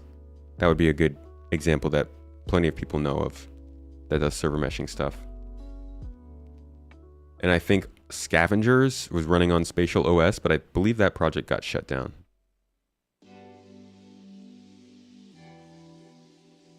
Feels like so many content creators are projecting the meh, let's get on with it already feeling. That's because information's been so slow this year. What would make this year an A? Persistent hangars, freight elevators, engineering gameplay, UI updates, reputation update, and at least news on the economy would make this year an A-level year. And throw in vehicle tractor beams there. I would say if all that stuff happened and we got news on Squadron, this would be an A year. This would be the best year for Star Citizen's development, but that's a lot of ifs. Now let's listen to this. Like I said, first we looked at the video that I put out in December. Then we went over the letter from the chairman, which kind of changed expectations. Now we're going to look at a video that I put out kind of as a forget about Pyro and 4.0 because it might not happen this year, and look more at these big features they're talking about. So this video will give us a good idea of what I thought the big features of this year were going to be at that time.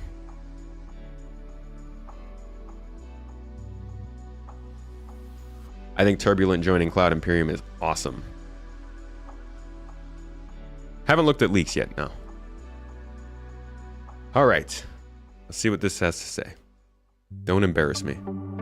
But you can embarrass me a little bit. You know what's better than a new star system? New game systems. Yeah! At least, if you enjoy your overall game experience improving, rather than just more areas to have that experience, then this video is going to be I was referring to somebody asking me if I'd looked at leaks. pretty exciting for you. We're about to look at the biggest features I think we could see in 2023. There are plenty of other possibilities, but these are the features that I think would make a substantial difference to gameplay for most players, if done right. Forget Pyro for the next 20 minutes. These are the features that might make a real difference in Star Citizen this year.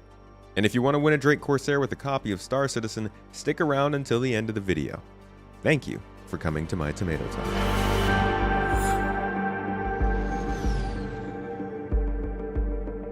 As always with Star Citizen, there's a chance anything here might be delayed, but these first several at least seem Good chance at that. to have progressed pretty far along at this point from what we can see.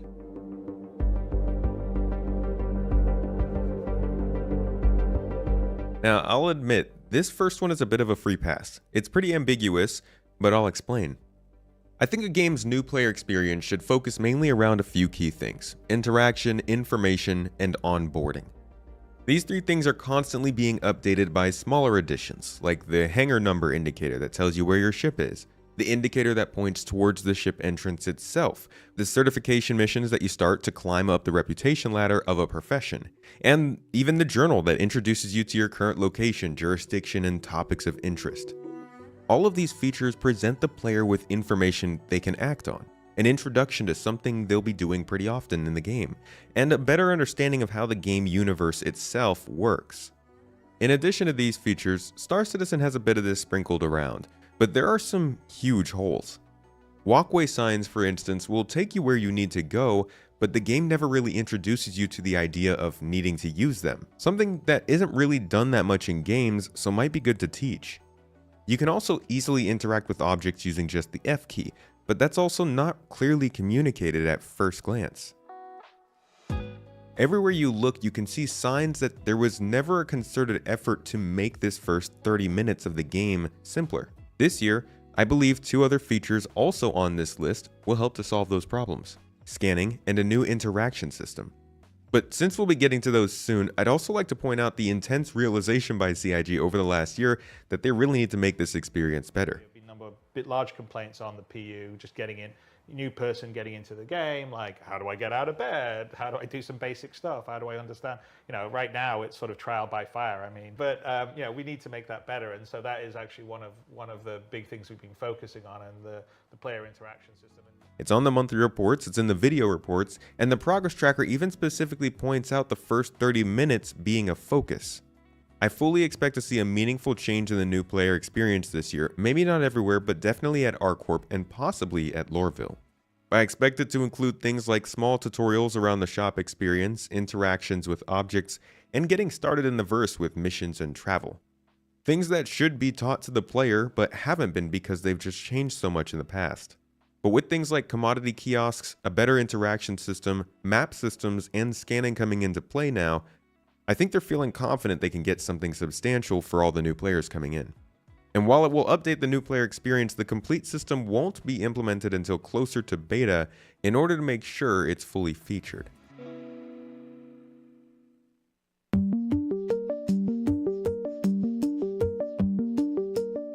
Persistent hangers will... Okay, that last one. So, new player experience is in the game. And things like getting out of your bed, interacting with your inventory, stuff like that. Honestly, I don't think they did a great job with the inventory part, but it does walk you through that first 30 minutes. And it is something, it's not as good as I was kind of expecting it to be, mostly because I was also expecting the inventory or the interaction and the new scanning systems to work at the same time, because that would really help with the new player experience, but they don't. And yes, the new player experience is in, not as great as I thought.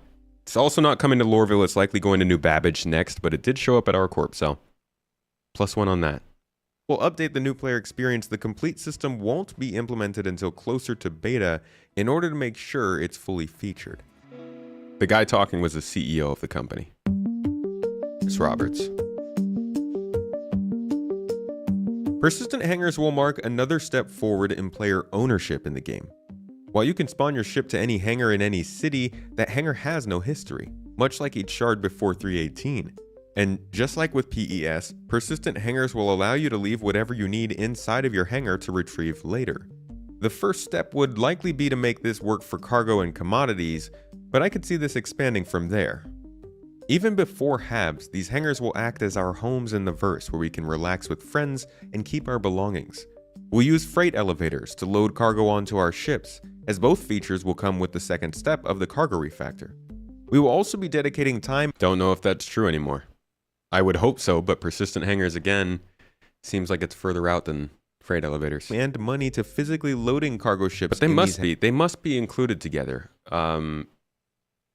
They just both might not come this year, I guess. Hangars as well. We still don't know if these hangars will be instanced or if we'll have to pay fees for storage just yet, but there's a really good chance we'll be seeing at some point this year.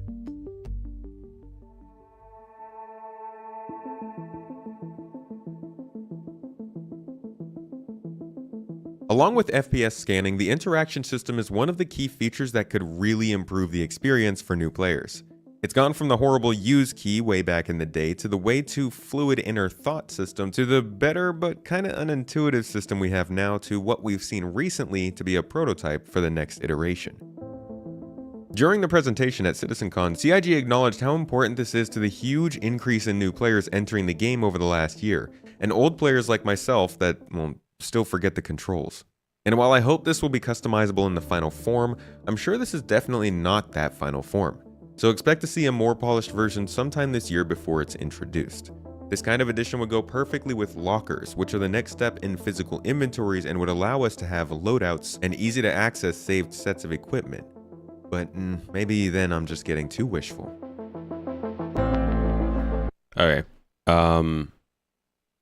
Interaction was another thing that I was hoping would be around with the new player experience. It's something that they showed off that I think looks really good and could be really, really helpful for this game.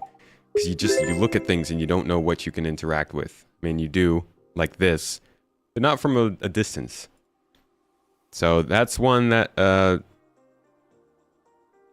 not gonna say will come this year. It was on the letter from the chairman, which is probably why I had it in here. But again, this is something that we haven't seen anything about even on the monthly reports. They say it here. Where do they say it? FPS scanning, improved interaction system, but we don't know if that's actually going to be coming this year. In Limbo, honestly, I just hope Netflix reaches out if that does happen. This is what video game addiction looks like. What does? The us looking at these videos? I mean, they're here for a reason. Landing, hangar, storage, jump gate, and Hurston breathing tax, walking tax, working tax, 30K tax, inventory tax, loading screen tax. Yeah, you know. This is the new interaction system. I can show you a better look at the interaction system. Hold on. Because all of these are just cut down and kind of edited, so you can't really tell. You're going to want this. So this shows off both the FPS scanning and also how the new interaction system looks. So first they do a scan. It kind of triggers everything in the room, at least the interactable objects, so you can look at them and sort of get an idea of what actually is usable, which I think is really helpful for somebody new to the game. Hey, Taryn, thank you for the 100 bits. The pizza was amazing last night, by the way. More biddies to keep the pizza fund full. We might be doing muscles tonight, I'm not sure. But thank you, dude. As always, Taryn, much love. So this is one of those things that's likely being tested throughout Squadron 42. Yeah, FPS scanning is part of it. And one of the things that they focus on here is instead of requiring people to hold down F to interact with things, they prompt you to press X for F. They prompt you to press F first and then hold it down if you want more actions, which is how I think most games do it. You press a button, that's the action button. You want a menu, you hold it down. Makes a lot more sense, and it'll be nice for them to kind of switch over to that style of system.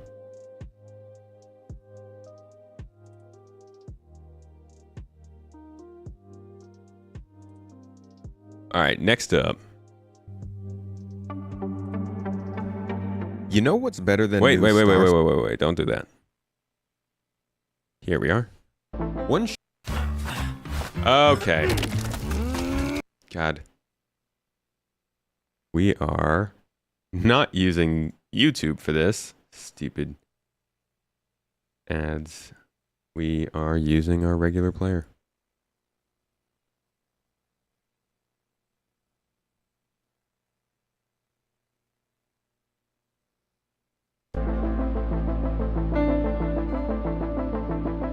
One ship we know almost for certain is coming this year is the Argo SRV. And while there's always a possibility it launches without its tractor beam, the only reason for it to exist, it ain't likely. I could be wrong, but I fully expect the SRV to launch with some tractor beam functionality. And while I hope the other ships that have tractor beams would also gain the functionality, you just never know. But we can see that both the SRV and vehicle tractor beams are finishing up known work on the progress tracker this year. Okay, so both of these got pushed as we've seen. The SRV got pushed a couple months. Vehicle tractor beams got pushed towards the end of the year. But they are still finishing off this year on the progress tracker. And it does seem like they're also planning on having some of the other ships have their tractor beam functionality when included. So good news on both fronts there.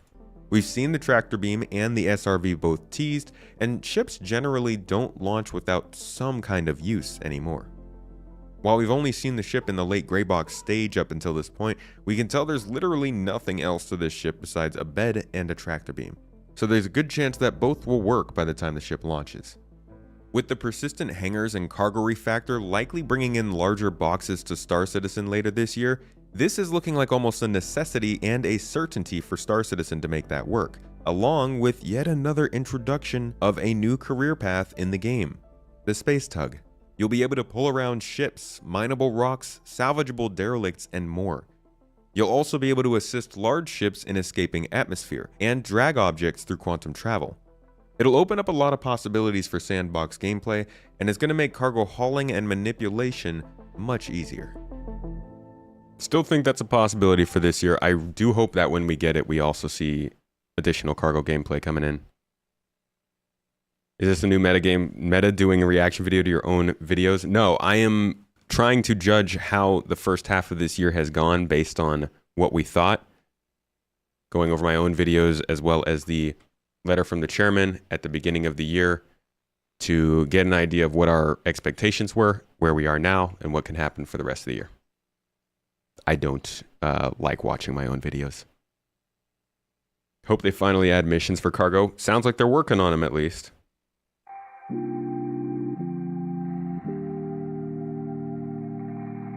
Multi-crew gameplay isn't really a feature on its own.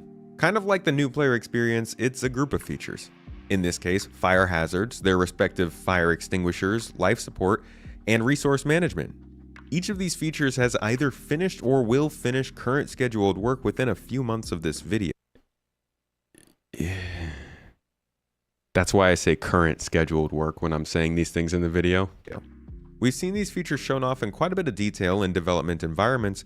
All of these features have come up in monthly reports, and we know multi-crew gameplay is a focus and one of the major goals for release this year, as can be seen in the recent letter from the chairman. But what does it include? Well, for starters, think of your spaceship as a boat in Sea of Thieves. But instead of ditching out water and patching holes, you're replacing power relays, putting out fires, and repairing components. This is engineering. Yet another career path possibly introduced this year, and one of the biggest professions in the game. It's actually a major part of one of the most crucial systems in all of Star Citizen. For more information on how it works, see my recent video on the career path and how this will affect— wow, that thumbnail's huge, dude. Every multi-crew ship in the game. Otherwise, be ready for this set of features to slowly make spaceships and space travel much more intensive for those larger ships. This will likely begin with the Hammerhead and Hull A and branch out from there, but we don't know exactly how long it will take for the features to be adopted across all ships. It may be relatively quick, but it could also be disappointingly long. But be sure to keep a lookout for updates on this in the next 2 to 3 months on Inside Star Citizen. And they actually gave us an update on it within those 2 to 3 months, and then they went silent. We got a lot of information on how engineering will work. It does still seem like something that we could end up getting this year, mainly on those ships that I mentioned, the Hull A and the Hammerhead. I don't think that we're going to see that across a lot of ships quickly. But this is super important gameplay for them to get in this year. I'm still hopeful that it gets in. I don't think it's been ruled out yet just because we haven't seen it. But they have been quieter than I thought they would be, for sure, about it.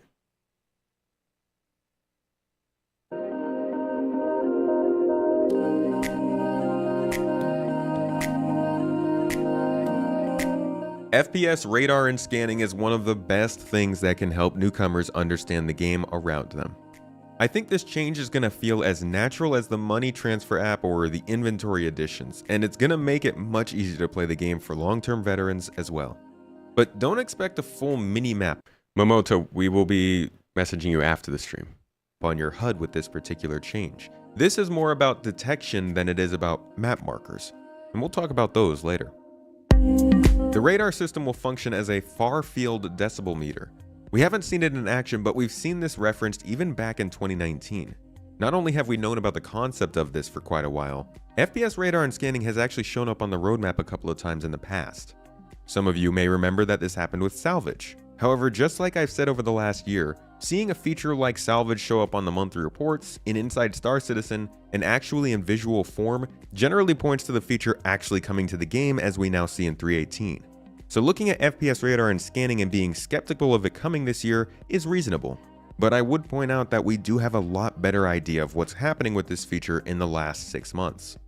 Anyways, the scanning feature will center around a ping feature, much like with your ships. You'll be able to detect items, ships, and other objects to gain more information about your surroundings.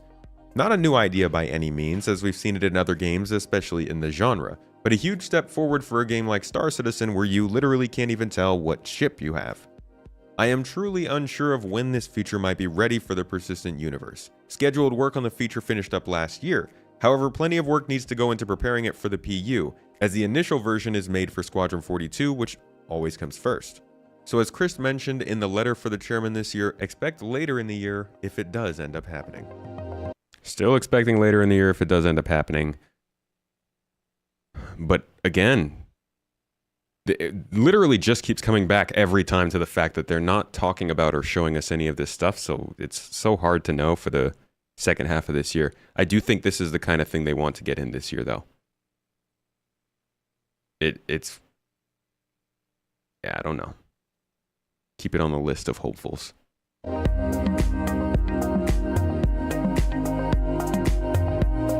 Bounty hunting has been a profession in-game for a long time. It was one of the earliest things you could do in-game to make money, but it was always meant to be much more intensive than flying to a marker and shooting a ship. There's meant to be a sequence of pinging comm arrays, checking air traffic control, and talking to informants, among other things, to figure out where your target is, and then apprehend them without killing them. All of this is planned for Bounty Hunting V2, which seems to be the first profession scheduled to take the next step in the trudge through the feature tiers. This system will include the use of a new Mobiglass app, the security network feature that defines no-go zones, and virtual AI, one of the lofty goals proposed for the quantum economy. What's with all the big thumbnails in this video? Simulation. In addition to overhauling the PvP bounty hunting loops, this could also create procedural AI targets for players to go after with different names, stories, crimes, and locations.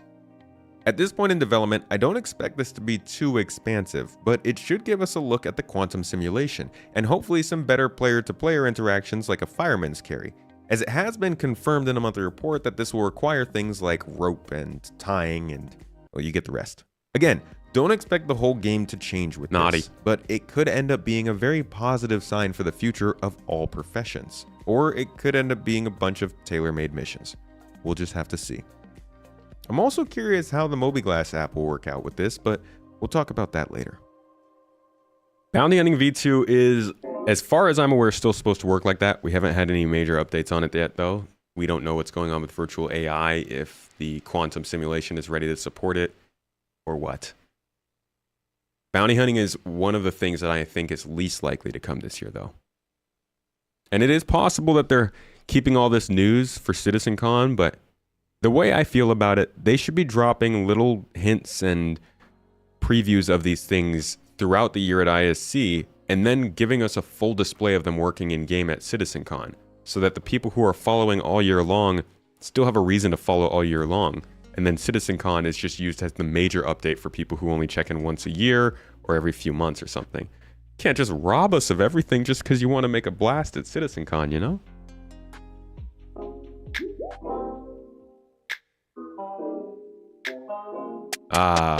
This one. Actually, let's stick to the Mobiglass for a bit.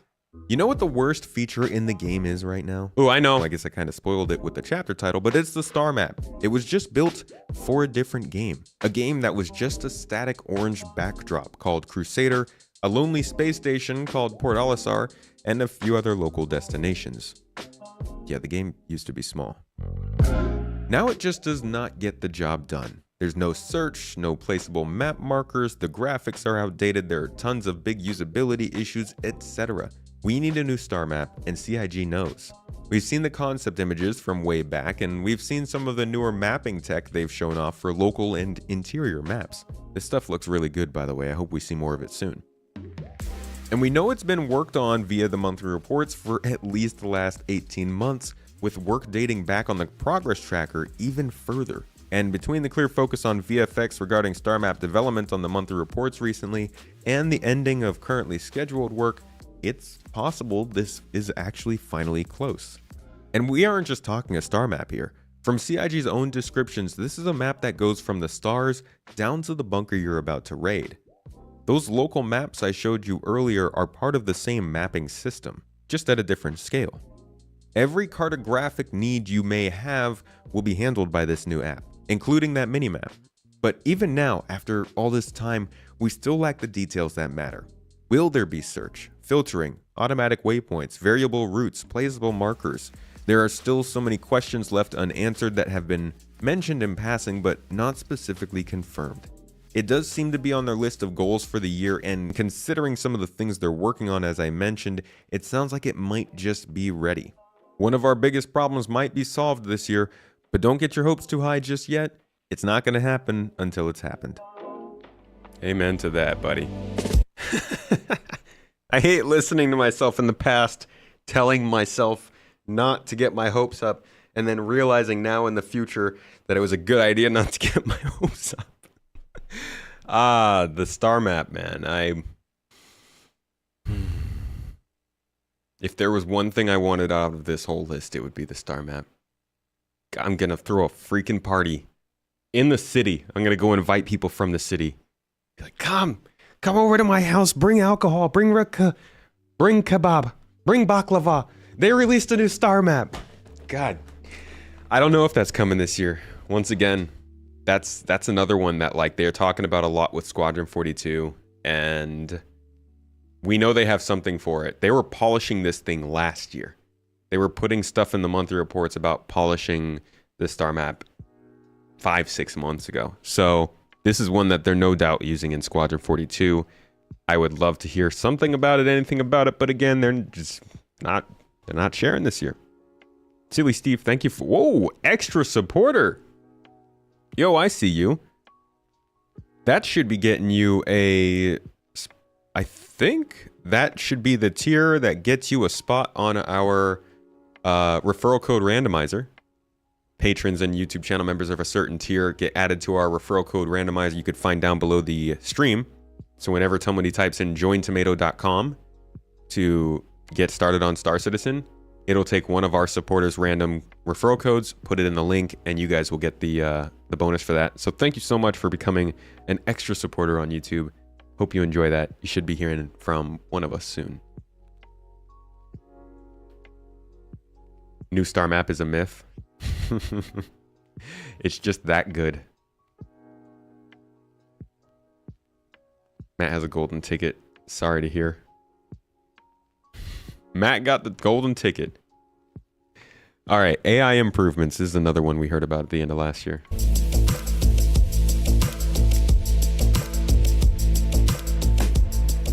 The AI in Star Citizen struggles with network issues, but it's also lacked some major smarts in combat as well. As we've been reading about for some time in the monthly reports over the last year, work on AI has gone well. We've seen this reflected at CitizenCon last year too. With the mention on the letter from the chairman as well, there's a good chance we'll see a noticeable improvement in FPS AI this year. Though there's always a chance that it could be held back until server meshing can alleviate the strain that makes them run poorly in the first place. Crap, man, you mentioned server meshing, you told them not to think about that. Ooh. Okay, but if these improvements do happen, they could include things like perception and stealth-related mechanics, such as searching and communicating with one another to find you, picking up weapons and usables from fellow friends and foes on the ground to use against you, different types of enemies that diversify your combat situations, identifying aircraft and shooting them down, and more. And these are just combat AI improvements. These changes could definitely make missions more interesting for players, especially with AI seeming to already perform a little bit better in the 3.18 PTU. You dead. AI improvements, I think, are a pretty solid bet for this year. They might not be that obvious because of the networking problems we mentioned there, but like, I am almost certain we're going to see AI improve in some way this year. I think that stuff is still coming. That feels like it's on a similar timeline as the ledge grab feature and the platforming stuff that they're working on. Yeah, they might stand on chairs, but at least they'll stand on chairs with like some kind of archetype to them. You know, that you got the guy that jumps off the chair, the guy that maybe gets down and sits in the chair and then shoots you. That's at least something, right? How much of this do I think is being canned to make 4.0 massive versus still needs work? You are concerned that they are trying to make 4.0 so big that it's actively harming current play.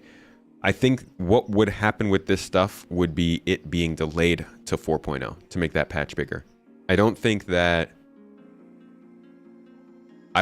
they are getting rid of any of this work to make 4.0 bigger. I think a lot of this stuff is stuff that will come in 4.0.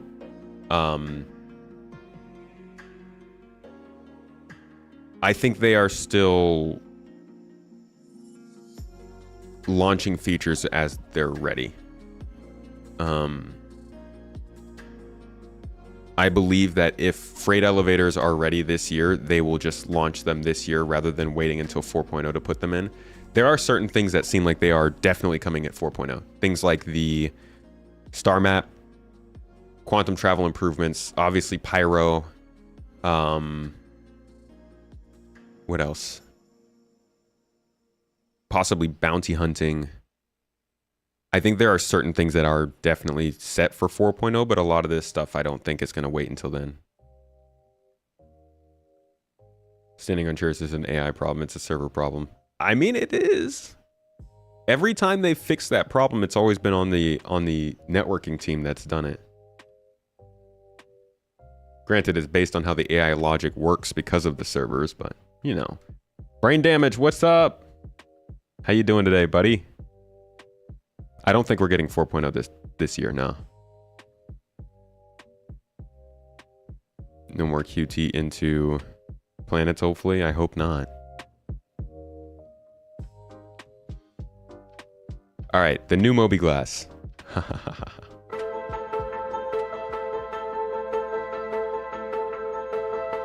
Let's talk more about that Moby Glass, Yeah. which is your personal menu in the game. Over the years, we've seen a few Moby Glass apps slowly added to the in-game menu. After the Building Blocks in-house UI building system was completed, this happened more commonly. We've also seen the actual menu itself change in appearance back in the 3.0 days. But there still hasn't been an overall Building Blocks changeover to the whole system using this new tool they've been making newer and more polished interfaces with. We've seen the work scheduled to be finished last year, and we've seen a very nice looking working version for Squadron 42. But it's going to take some time for the team to move that over to the persistent universe where we can use it, which I can't wait for because that comm screen is just so laggy. That being said, with this rework, there are a few new apps we might be able to expect. There will be the tracking app. Oh boy, did I mess up the audio there? The comm screen is just so laggy. That being said, with this rework, there are a few new apps we might be able to expect. Yeah, I definitely There did. will be the tracking app, showing us a history of our criminality, adding more context to our overall reputation. The Hangar Manager app that emulates an ASOP terminal, allowing players to spawn ships, access landing services, and maybe even call your ship to come pick you up. The Security app used in Bounty Hunter V2, and the Mission Manager app, which would probably call Moby for Gas. more context and information added to the missions we're running. Yo, The Bounty Hunter. what is up, Dio and the folks? Hey, welcome in, folks. How you doing? Good to see you. Thanks for dropping in. Happy to have another group of people to obsess over. Oh, I didn't even do that right. I'm just dumb. I'm just an idiot. I'm sorry. There it is. What's up, dude? Coming over here from War Thunder. Nice. What were you doing there? Shooting down airplanes and stuff? War Thunder is it's a plane sim, right? I know that. I know at least that. What's up, everybody? Welcome with Raid. We're talking about Star Citizen development here. Having a little bit of self-reflection moments. I'm looking at predictions and development expectations at the beginning of the year that I had set, and we're reflecting on how that's gone throughout the year so far, and talking about what might still be coming at the end of the year. So if you're interested in that, I'm actually not going for too much longer, but hope you enjoy what we have left to do. Didn't the last one focus almost entirely on pyro, making it feel like we're getting that soonish? Actually, the last CitizenCon was very much not about pyro. There was only one segment about pyro in that one, and it was about the planets. Otherwise, let's see, I believe their videos were about resource management, a couple of the spaceships that were coming this year, the Lorville rework, master modes, UGFs, investigation missions, and then there was the pyro bit. But we've already gotten the ships that they mentioned. We got the Lorville rework that they talked about. Master modes is in testing in Evocati. UGFs are, I wouldn't say years away at this point. It seems like they might come at the end of this year, beginning of next year. We don't know much about the investigation missions, though. That is definitely one that's hasn't shown up. I guess this was also about outlaw lifestyle. This was about pyro stuff. So that's pyro. Yeah, these two were pyro, and they were obviously still pretty far away. And then partner development stuff is just other stuff. But like CitizenCon's gotten better at that. So the CitizenCon 2021, the stuff they were showing in this was like the inventory system, body dragging. There was a little bit of the pyro stuff. They showed us the clouds. What else was there? Guess we got Gen 12 stuff. Server meshing was there, so that was pretty far away. But they've gotten better, I think, at showing us stuff that we actually get in the game shortly afterward. How are the servers? Servers have gotten better from earlier this year. Call your ship to pick you up. That was a Squadron 42 thing. We don't know if that'll be in Star Citizen, though. You're going to be lurking, Dio. 2 a.m. over there in Australia. Well, thank you for the raid, dude. Hope you had a good stream. Enjoy the lurk. Have a good sleep whenever that happens. Cheers, buddy. If y'all didn't give them a click, a little follow, I dropped that link in the chat. Head over and check out Dio. See what they're doing. Give them a follow if you like their stuff. Wonder how many ships one can call to pick them up at a time. Just call 14 ships. Have them all land at the same time. What's the Evo thing people mention? Master modes is supposed to be getting added to Alpha 3.20 in Arena Commander and tested in Evo right now. What's Star Citizen? It is an in-development space sim from the first-person perspective, focused a lot on sandbox gameplay, interacting with other people, and taking a very hands-on approach with things. So picking up boxes, picking up weapons, getting out of ships. You're not just a spaceship in the game. You're a person in a spaceship. All right. What do we have left to finish this video out? App likely won't be done for both the old Mobiglass and the new one coming unless they want to double the work. So I think this could predate the Bounty Hunting V2 change, but who knows? These kinds of things can get confusing. Either way, the Mobiglass and all currently listed apps will have finished all currently scheduled work this year, at least as of January. And while I expect... We say as of January because it's probably not true anymore. Let's see. Just type in Mobiglass and see what pops up. So Mobiglass rework. Work was extended into July. So the work was extended, but it has finished since whatever they said it would be before. Hangar Management app is back there. Tracking app, back there. How about Contract Manager? No, not that. Mission Manager? No, I guess that was all they had listed under the Mobiglass stuff. But yeah, that was rescheduled and looks like it's ending in July, at least as of what they were saying then.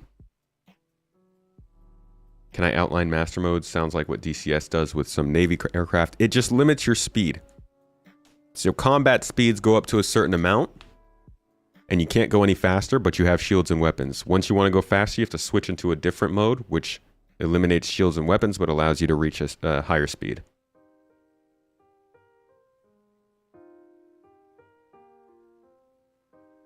Dang it, where is that video? And hope this to be a side-by-side change with the new star map.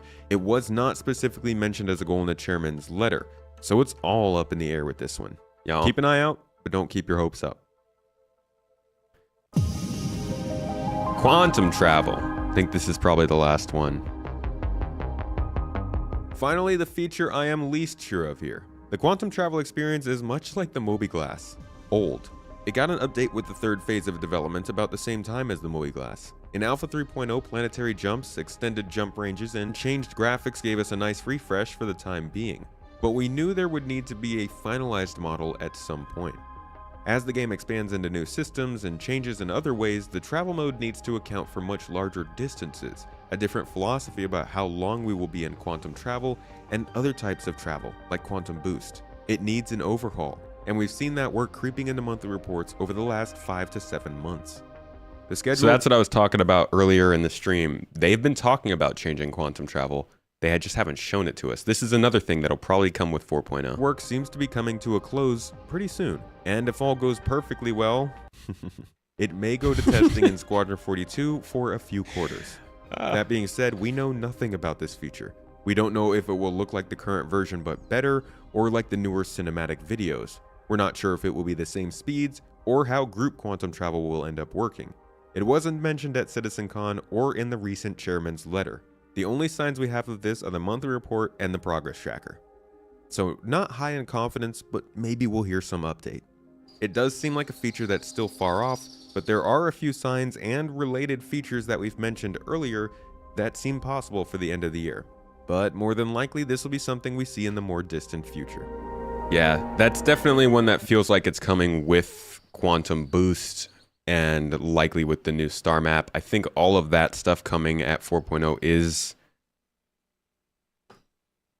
a possibility, like you were saying earlier, stuff that's being held back specifically for that patch. I think changing up quantum travel, the mapping system, quantum boost, quantum beacons, all that kind of stuff at the same time in 4.0 seems like a pretty solid bet. So this is definitely one of those things that I was putting out there with the possibility that 4.0 might be coming this year. I'm, thinking not so much anymore. So we probably won't end up seeing the quantum travel changes this year.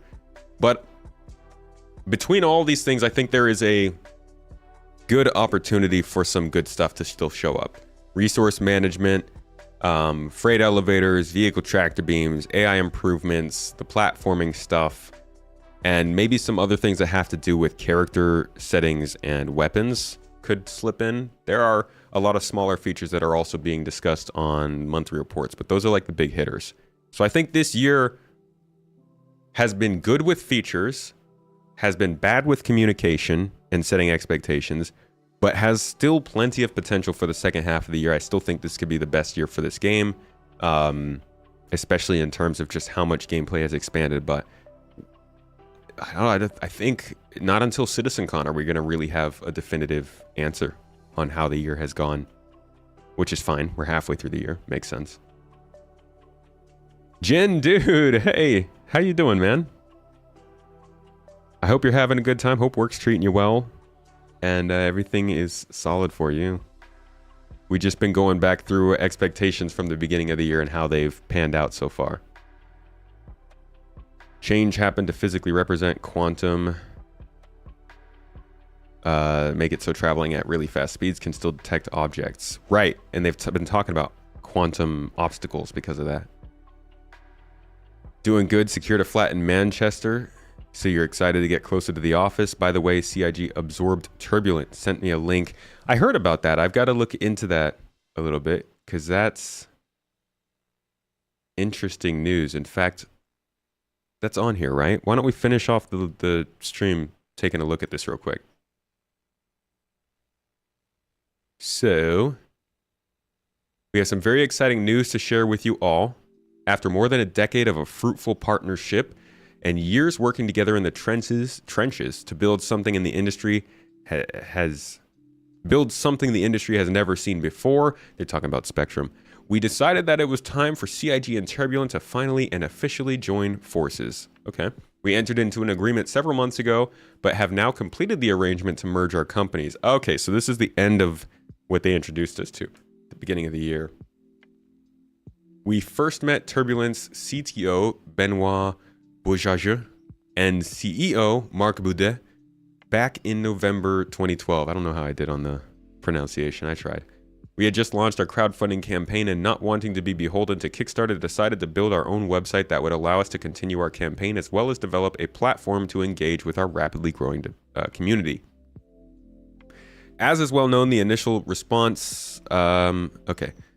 luckily, one of our early external development partners in Montreal introduced us to Turbulent. Remember that phase? That was rough. Pretty quickly, we realized that we were working with talented, agile, and innovative web development company. More than that, we found a group of developers who shared our ambition and design vision to disrupt the industry. The agility we needed at the start of this project didn't phase Turbulent. They innovated solutions, and later in our relationship, invented new technologies, methods, and software to support our completely different approach to game development. Whether it was supporting the incredible fluidity of our ecosystem or enabling us to communicate and showcase our developers' progress. I feel like the same person who wrote Letters from the Chairman wrote this. Features such as our concierge program, issue council, telemetry system, community hub, Galactopedia, roadmap, award-winning Star Map, and Spectrum social network are some of the public-facing elements that Turbulent have built. And behind the scenes, Benoit and his team started to help us publish features and functions like our launcher, and in more recent times, the team has been a core part of our efforts on cloud services, PES, and server meshing. With Turbulent as part of the CIG group of companies, our headcount will be over 1,100, making us one of the largest independent game developers in the world. While this size and scale have enormous challenges, we are still looking to be a disruptive force in gaming, putting our community first and trying to do things differently, to innovate in all of our business areas and make the best of the freedoms that come with being outside of the usual consumer to retailer to publisher to creator paradigm, which stifles innovation and holds back the industry. As we approach some of our biggest milestones to date, we've never felt better equipped to realize the unprecedented ambition of Star Citizen and Squadron 42, especially now that we have added the firepower, talent, and decade of camaraderie from Turbulent to the fold. Alongside the best community of gamers in the world, CIG is on a unique journey, and the team at Turbulent have been with us every step of the way, sharing our relentless passion for making the best game universe ever. We could not be happier to welcome them to our family of studios. Solid. I think everybody who follows Star Citizen's development would agree Turbulent's a pretty solid key to this game's development. Glad to see that they're bringing that development partnership in closer. I look forward to hearing how that goes with the 25% stake in Turbulent, if that will continue to get higher, how this will work long term. Very interesting to see, though. Awesome to see. I'm proud of Turbulent, honestly. It's really cool of them as a small company where they were to become such a formidable force in such a large game. I mean, if this does end up working out and Star Citizen does a good job, especially on the back of server meshing and PES that were worked on by Turbulent, that's going to be huge for that studio. Good for them. I'm really happy for them. That's awesome. That about wraps it up, folks. Thank you so much for coming and checking this out. I hope you got some insight into the Star Citizen development, especially this year specifically, where we were at the beginning of the year, where we are now, where we might be at the end. Some things seem like guaranteed no's, some seem like possible yeses. There's still a lot of that's up in the air, but I am going to be covering this once again every week from here until someday when this game comes out. So if you are interested in getting more development news, keeping up with the development, getting some opinions and stuff, maybe drop a sub, maybe come to another stream. And yeah, come learn some more. I will be doing a streamathon starting tomorrow, 12-hour stream. We'll be going over some development stuff, some gameplay, getting into some trouble, and probably cutting off all of my hair if we reach goals. So I have those links. It's up on the channel. If you go into the channel and look at the live screen for my for Space Tomato, you can see and RSVP to that streamathon tomorrow. But that's really what's going on. After that, videos as regular, streams as regular. We'll be back to normal starting on Monday. But thank you all for being here. I hope you learned something new today. I'm going to go ahead and drop you all on... let's see, who can we rate up today? That's been a little while. I haven't rated Scallion in a while.